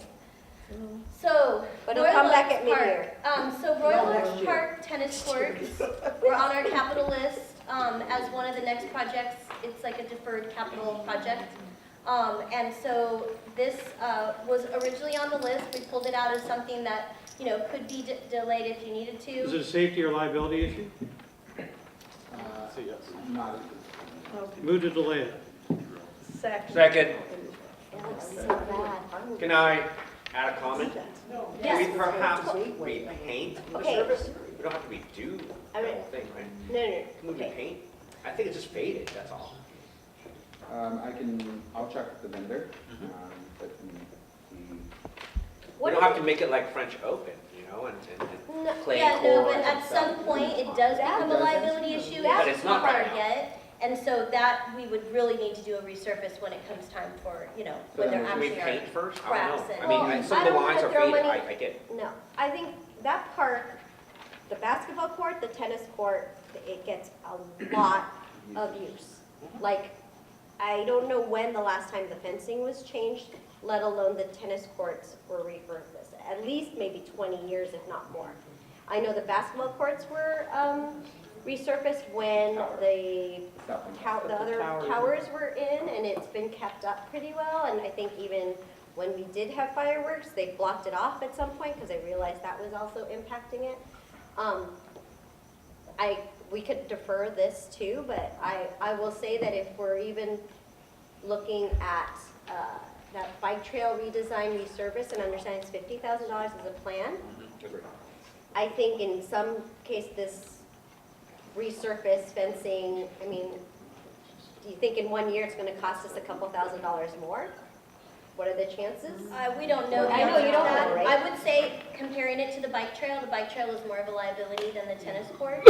But clearly, at some point, yes, the resurfacing starts to become a liability issue, just like the bike trail is. And I think with the upgrade at the foosball, no, not foosball, futsal. Futsal, it looks nice and clean and everything else. Pass by Royal Oaks, and if you don't, forget the views of the foothills, when you look at that fence, it's pretty bad too. So I'm just gonna put it out there, and we can defer it, but I hope that it comes back mid-year and we have a The conversation. fencing do look pretty bad. It's And very I would oxidized. recommend it's done at the same time. That was part of how we packaged it. Okay, Yeah. We would too. because you're again impacting a park and A its usage. use, and so obviously not doing it over the summer, or, So this one then, we will put on for mid-year, for rediscussion, or bringing back up again, reconsideration. Fencing and resurface. Yes. Okay, and so then the last one that's on this list is the Big Belly Trash Receptacle Program. And I'll let Karen speak to this. I included information in the back of your binder. The numbers that I put on here are like a gross number. So Karen can kind of speak more to the net impact and all of that kind of stuff. Just for a quick overview of the Big Belly system, and I did want to mention to the council that we do have 2 representatives from Big Belly here in case you have any super technical questions. But overall, what the staff did is they looked at 2 areas specifically for the Big Belly system. The Big Belly system is a global system. The Big Belly system currently is in many of your neighboring cities. Monrovia, Arcadia, Azusa, Glendora, West Covina, Alhambra, Diamond Bar, just to name a few, as well as the County Arboretum. So we're looking at the Huntington Drive bus stops. We're looking at our City of Duarte park system. The reasons why people tend to go with the Big Belly system is for many reasons, but a lot of it has to do with aesthetics. Here's an example real quickly of what a Big Belly would look like in one of your parks.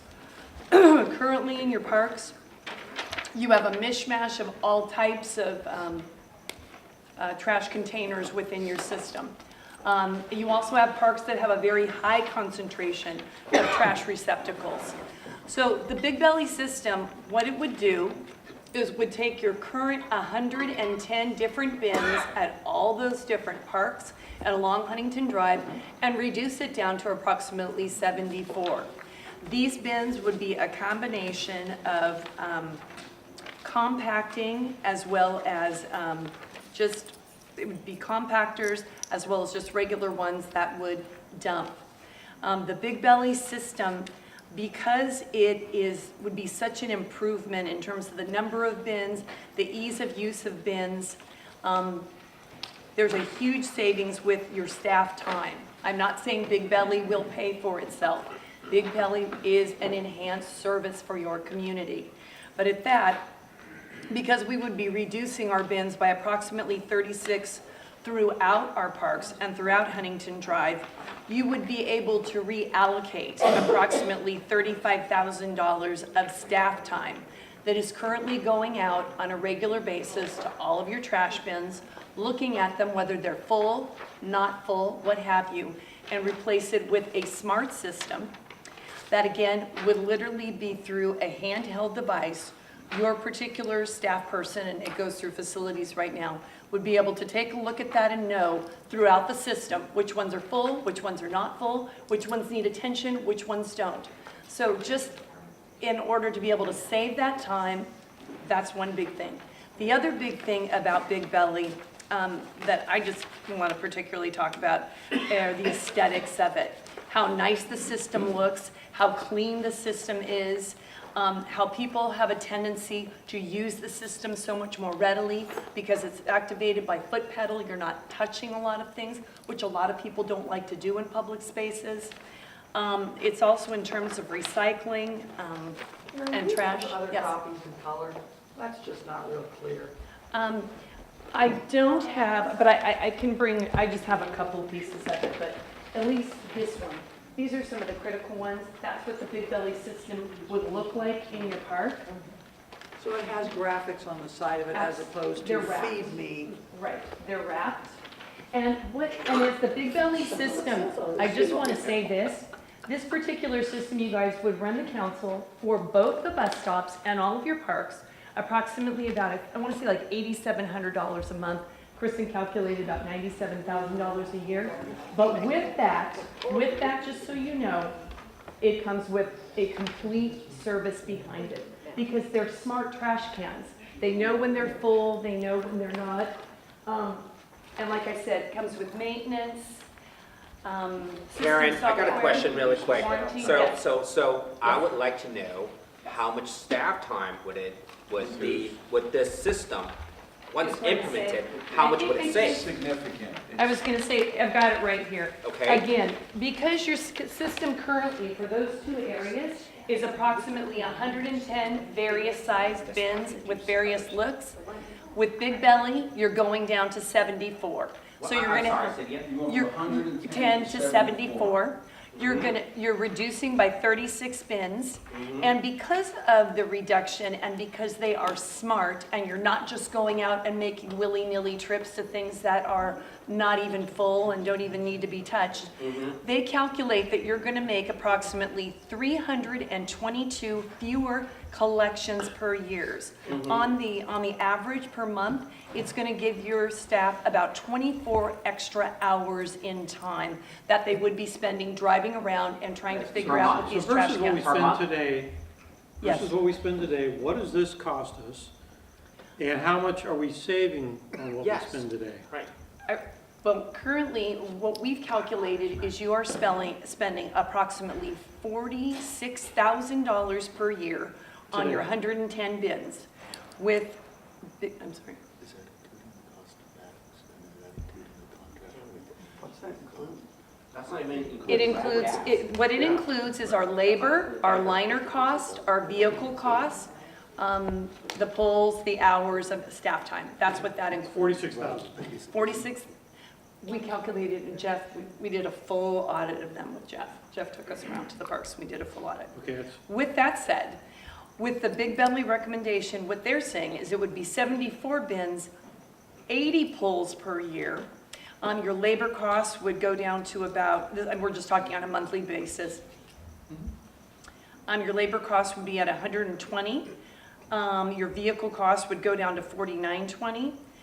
Your liner costs would go down to 53.60. I'm So confused. for a I need total- to see, I'm actually really sympathetic to this because I think the city would look better. We've talked about appearances, stormwater and other issues. I think there's reasons to Right. do this. But I'd like to see a case. I'm presuming it may cost a little bit more. No, But it's right like, here. what am I spending today? And then what am I spending It's when on I do number this? 25, Okay. page 25 of the report. But I was going to say, but again, I want to stress with the Big Belly that this is not going to save the city dollars necessarily. It's going to allow you to redirect staff time that is currently done on a task. Is the value of that shown in this chart? The value of that is shown on this chart. And what does this say? I was going to say, in terms of the improvement, they're talking about a $35,000 a year annual improvement or hours of time or staff time that you would, 35,000 that you would be able to reallocate to other tasks within that division. You're still spending. But we're spending $108,000 Right, about per 70 year net. That's what should be. for operation. So Right. 70 net. additional, right? Yes. So Additional. you're getting obviously a brand Yeah, new. but aesthetic, again, complete you're getting a system. brand new system, you're getting a smart system, and you're also, there's some intangible benefits associated with it. For example, along Huntington Drive, A question? Liz? Yes, couple of things. One, I have a concern about cutting down on the number of trash cans. That means people are going to have to walk a further distance to throw trash away. And I don't know whether they're going to do it. And so then following up on that, how is that going to help with the recycling and how are we going to do that? And then my third thing is that not going to make it smelly? If it's a full week before. those are great questions, and I'm gonna actually have my Big Yes, that Belly would be rep great. stand up and just talk a little bit about it. Big Belly, how did you come up with the name, Big Belly? He's got big belly. Hello, I'm Dan Grislash from Big Belly. Big Belly because of, actually, so Big Belly stations hold 5 times the amount of a standard trash can, and there's actually a Big Belly seahorse that holds 5 times, it eats 5 times the amount, that type of thing. Answer for everything. Yeah, we're seahorse. And that should be calculated in this chart. Oh, no, please. But to go back to your first question about the placement of the bins and reducing the size, that's actually a very common concern that comes up, especially when cities are changing the way they do things. But what we do is we work very closely with staff to make sure that we're putting these bins in strategic locations. So right now, you might have a cluster of 5 bins in the same area, for example, where you only need 1 Big Belly station. It's roughly the same distance. It's near the amenities in the parks and things like that. So that type of thing becomes a non-issue. You know what, I guess, first of all, there is a little bit of labor savings, but it sounds like there's like 70 or 80,000 we're expending, plus the 11,000 staff versus the 45. I still can't figure out the cost. I do think there's like the broken window syndrome in terms of our parks by having the parks looking neater. I think it's a public safety benefit as well, and the parents' standpoint. So I can go with all that, but I still have just not been able to find in one chart, what am I spending today? What am I spending with this contract? I still don't think I'm getting it yet. John, if I may, I think I'm looking at this. They're spending $45,000. Currently, we're spending $45,000, and this system's going to cost $105,000. So we will 105 be annually. So it's annually. For the parks and all the bus stops along Huntington. And my argument is, you're saying that, yeah, maybe perhaps we can have smaller numbers of trash cans, but to what Liz said, she's right. If, you're thinking about the capacity wise, but I'm thinking about user experience wise. I have to go in and walk a little bit further, and perhaps that might deter that person to go ahead and put it into a trash can. I understand your, Okay, so what is your reason? Yeah, because you guys have put these all over the place. For Big Belly. Nothing's free. So in theory, you're spending, say, $4,500 a month for what you have today. The bus stops and the parks. This could cost $8,700 a month. So there's a cost to doing this with Big Belly, right? And you look at it and people say aesthetics. There's 35,000 of these in the US and 55,000 worldwide. We're in all major cities. There's a lot of reasons why people do it. A lot say, I like the wrap, the aesthetics. You can look at the website, you can look at the brochures and see how beautiful they look. They're solar powered, they compact. The real reason that most places end up going with them is total containment. So there's a lot of places on the coast where they keep the seagulls out, the rats don't get in. New York City has 1,500 of them in Times Square for rat eradication and mitigation. The rats left. So the pests don't get in, it's total containment. Trash doesn't get blown around, so you talk about someone doesn't want to walk 5 feet extra to put it in a container. So what do? Just drop it on the ground? And you talk about the bus stops. It's amazing how they look sitting in a bus stop. We're all over the major streets everywhere. So it really comes down to total containment. There's no trash that gets blown around. Nobody can get in. Hold on one second, please. No, and I didn't want to bring that up, because I don't see that here as well as other places, but it's a major issue of eradicating a lot of the homeless problems. Like in San Francisco's got hundreds of them in all the different areas, and so does LA. And it keeps the homeless from getting in them and throwing the trash around, and it just moves it away. So there's a cost to it. I mean, it is a nice looking container, and it looks like it works really well, but people can't get in them. But it does solve some problems that I can't necessarily put a dollar figure on, you guys, but it is a higher level of service for your community. So it's total containment, it has a lot more volume, and when you talk about the smell, Oh, I mean, there's- it's totally Yeah, that's contained. Monrovia, Glendora. And Royal, and the bus stop at Royal, it's always full. You can go to downtown Monrovia, you can go to downtown Azusa, you can go to West Covina, you can go to the Arboretum. Yes. Myrtle. If you're down, many people are down in Long Beach downtown, their whole downtown is done with Big Belly. So they're all over. I really love the technology. I think the technology is great. The facade, or whatever you're gonna go ahead and do this wraparound, that's great. That's very, very secondary, right? So, I do like the fact that, it could prevent the homelessness, the homeless people to go ahead and go in there. And we all seen it many, many times, the whole entire trash cans got taken out, and then all that trash is on the floor and so on. But my thing is, I gotta be fiscally responsible in something that, and I've told you before, is I love technology. Technology is supposed to go and make things better, faster, cheaper, more efficient. So with that said, I'm just looking for something a little bit, not a huge delta of $71,000, as you guys probably see that we're about to go in and go in the hole of $1.5 million. I'm just seeking for a way, something, or that's a little bit more cheaper per se, right? May I suggest that maybe we take a look at, with that thought, so the council could maybe get a feel for the Big Belly system. Based on their input and the input from staff, they really believe that the most impact you could get is to do it along Huntington Drive at your bus stops. Because that's where we get a tendency to get the most calls from people saying, it's overflowing, this or that. You might get the most bang for your buck, and that particular part of the program is about a little over $2,000 a month for that. That's a little over $2,000 a month for that to do those all along Huntington Drive. Hearing from, this is our orange shirts that handle our. I was going to say. No, facilities. Sorry, facilities, so yellow. Jeffrey. But Mike was bringing up some good points. I think how it even impacts our own staff. I mean, just to kind of get your feedback of what you. Okay, well, we used to have to dump them all the time, and then it went on to facilities. Right. But even with the new trash cans that were installed that had the lids, we were having problems with homeless going in there, stealing the bag. They would take the bag, dump everything out, and just take the bag. And yes.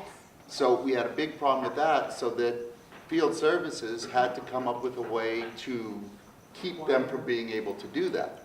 So we had to go in and Wire the rewire tunnels. everything, come up with locks. So now, when the people go to dump them, it takes twice as long because they have to unlock the thing, open it up, lift it up. The other thing, if these are self-contained, is it gonna take away, you know, the NPDES is getting worse and worse with what can spill into your gutters. That's one of the things they. As compared to a self-contained system, you know, that could be one less thing also. And Mayor, one of the other things that Jeff Risley, who worked with me on this proposal, talked about a lot too, is when they're going out and they're changing things, sometimes they're changing things that they'll go there and they don't need to be changed because they're maybe a quarter full.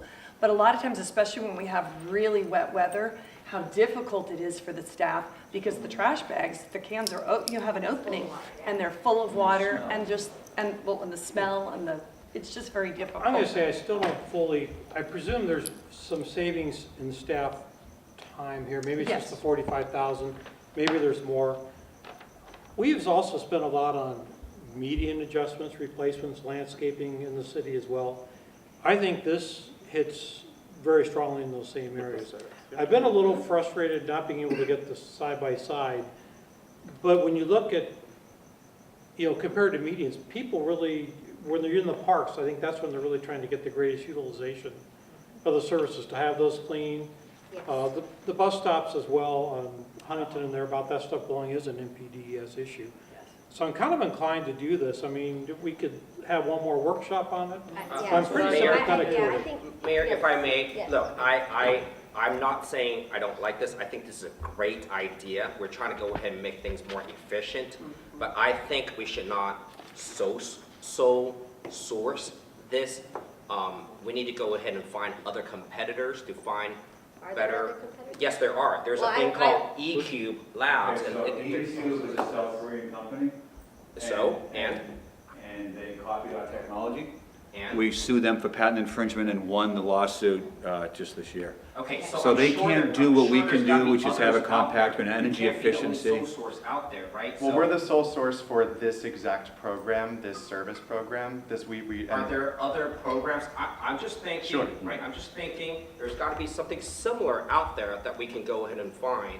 I just find it right now, I'm looking for efficiencies. I'm looking for savings, cost savings per se, because we're looking towards, you know, $1.5 million in a hole, and I see both of you guys are standing up, getting very excited, but it's okay.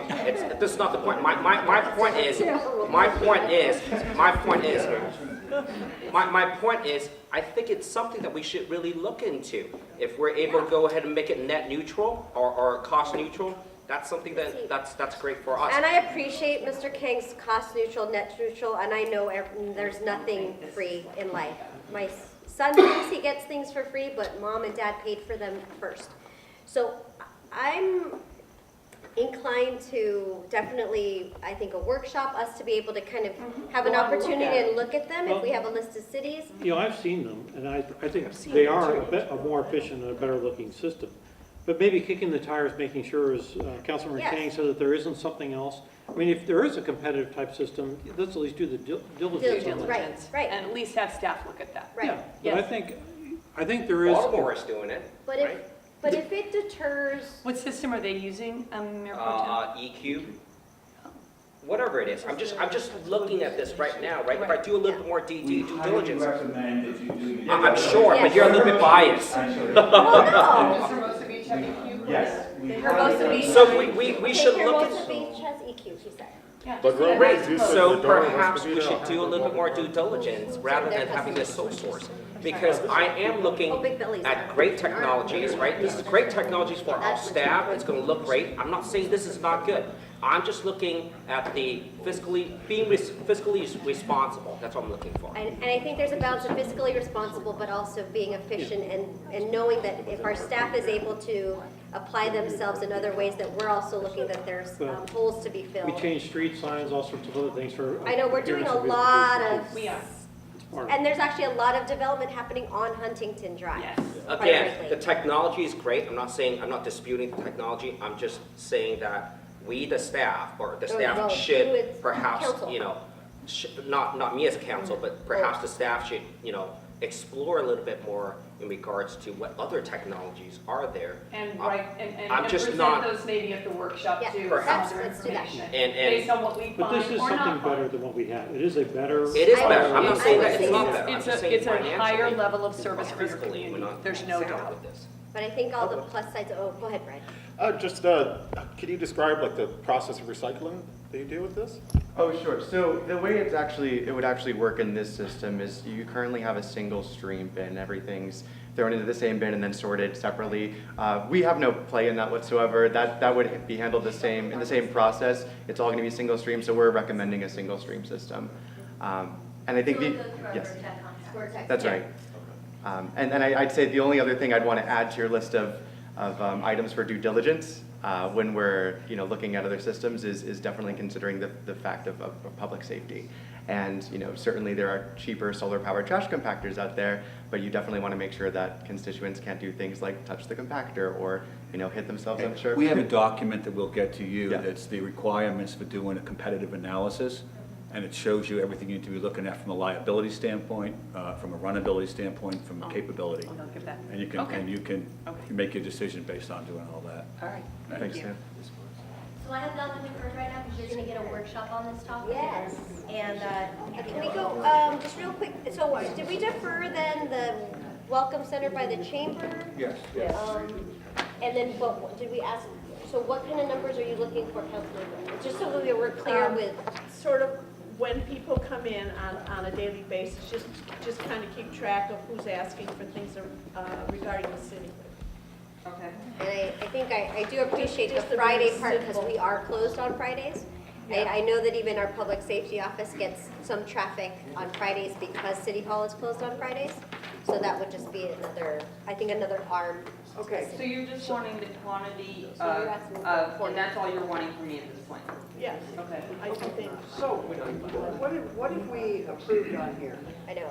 Okay, And what have we said? yeah. The teen center furniture? So, the city There's a website, lot, Liz. I've got the website, And the the crossing guards, Website is okay. 50,000 towards the bike trail design, It isn't. 50,000. I'm sorry, I don't know if, Design. I don't know if it's clear. I've got the, and then 8,000 for the teen center exterior rafters paint, Oh, yeah, that's what and that was it. that's it for. did you guys hear that? No. 4 things. All right. Sorry. What I've circled here is I've got the city website redesign, crossing guards, 50,000 towards the bike trail design, 50,000 for the city hall courtyard design, and then 8,000 for the teen center exterior rafters and paint. Everything else will potentially come back at mid-year, or you have a workshop then. So 157 is what we're adding on to. Oh, but wait a minute though, we said we pull, if you were going to be doing this, we pull 50K from the, Here's the kicker to that, if the bike trail is actually happening in that fiscal year, I would concur with that. I would still put the 50,000 in your budget, because if the 50,000, is in the budget, that's part of what my package would be to pay for it. But again, if you're not gonna do any other ADA projects, because we're waiting to see if we can get grant funding for the bike trail, then I would do 50,000 in some other you had project. another ADA thing that you were doing on that same page. City Hall courtyard. It was the courtyard, and no, there's another one. You talked about the bike trail potentially being ADA. No. The counters are the original one. Where is that? The counters are recommended, they're already in the budget, I know. so that Here we 50,000, go. The facilities, city hall signage and painting related to ADA. that was 9,000, right? That's 9. Yeah, so what I would do is I'll leave that in there. And my suggestion would be, to the extent that we move forward with the bike trail, then we will defer the city hall counters and do your bike trail. But if we're gonna wait longer because we're going after a grant or something like that, depending on what happens with that design, I really think you should do some kind of ADA project within that fiscal year. Then we would do the counters. Does that make sense? No, I understand that Oh. now. I would just like to go ahead and get a monthly update on what we're doing for that bike trail. All we need is one really bad accident, not even really bad, And But it's gonna again, cost you us guys half a have million. agreed that you want us to come back with these like kind of creative and more than just Right. fixing it. That, we're talking a couple months for that to be happening. I understand that. Okay, just want to make I sure that understand that. Nope. you're not too much soon. I know, she goes, your bike trail. Yeah, oh, our Your bike trail. Our bike trail. Okay, so I think we've got the direction, that we need as far as the feedback on each of those items. My goal is to take all of this information in and come back with what I hope will be a recommended budget. I want to go back to bike trail. Okay, I was cool. being slightly facetious, but not entirely, that with these personal mobility devices that are out there, if we could look at maybe an exclusive with one of those, and if it still meets our legal requirements in terms of bicycle, pedestrian, or whatever, but some of these scooter type things or You're electric talking bikes about or whatever. birds and things like that. Or even an electric bike, if you get an exclusive, where they can have them out there. Okay, and now rent here's the them. deal. When I was over in Tel Aviv, they actually have as much of the sidewalk dedicated to those personal vehicles as they do walking and pedestrian. Our sidewalks are just, 4-foot minimums in many places. But that bike trail, you've got a huge right-of-way next to it too. I mean, maybe, You do. We maybe could- if we put an exclusive in there, maybe it works, maybe it doesn't, but we could think broader on that. But you when have you a- say exclusive, you mean saying that it's only for people with riding Or you do a concession to where that person has an exclusive to rent them or sell them or whatever. And they pay. Okay. Yeah, but John, you're still gonna have to have part of that dedicated toward, right now it's called Because an otherwise it's a all. conflict, right? I'm sorry? Well, some of those legally are okay as bikes, especially the electric bikes themselves. So there's a lot of law, and some of the law changes as time goes on, but Well, it might just be worth Brian, looking. It's a great trail, maybe Didn't somebody we want do to partner some with us. specification to make sure we weren't gonna end up with like ATV? Remember, we looked at the. ATVs. Well, Yeah. that's the issue. Riding them in parks, we did look at that when Caesar was here because existing codes really don't prohibit. So we were looking at reworking the code to kind of, Because we wanna be sure Exclude or people don't put include, obviously. ATVs and motorcycles and things like that, because now that you're starting to get into this area for more ADA or recreational, you wanna be sure that there's not a conflict between the pedestrian, and I think that was the type of. With our thing that we looked transportation for. focus, if you have room for these scooters or Urbies or something like that, and maybe if they'd be willing to pay for an exclusive and do some of the work, then maybe something to look at. As like an additional revenue source that might be put towards it. Yeah, Okay. and an additional usage. Again, we talked about all the grass. Maybe it could be wider than it is. Okay, and then a question. Now, let Okay. me just say, so that's not that would be going back to the engineer and having them scope it different and coming up with a different plan. Another So that option. would be another alternative. Yeah. Maybe it's Right. stupid, maybe it makes sense. But if it'll make it more of a all utility path, maybe that would be something that would make us, I guess. More attractive from a funding Yeah, perspective. exactly. Yeah, okay. They get a little further ahead. Okay. Okay, thank you. So I don't think we're gonna need a meeting. So I think you adjourn it and do we go recital? Yes, I'm sorry. It's okay. You're gonna be adjourning then to the council meeting instead of tomorrow. Yes. Yay. So what she said, we'll see you next Tuesday, everybody, at Okay. 7 PM unless we have a closed Yes. session. Okey dokey. We are adjourned. Thank you. Do we have any?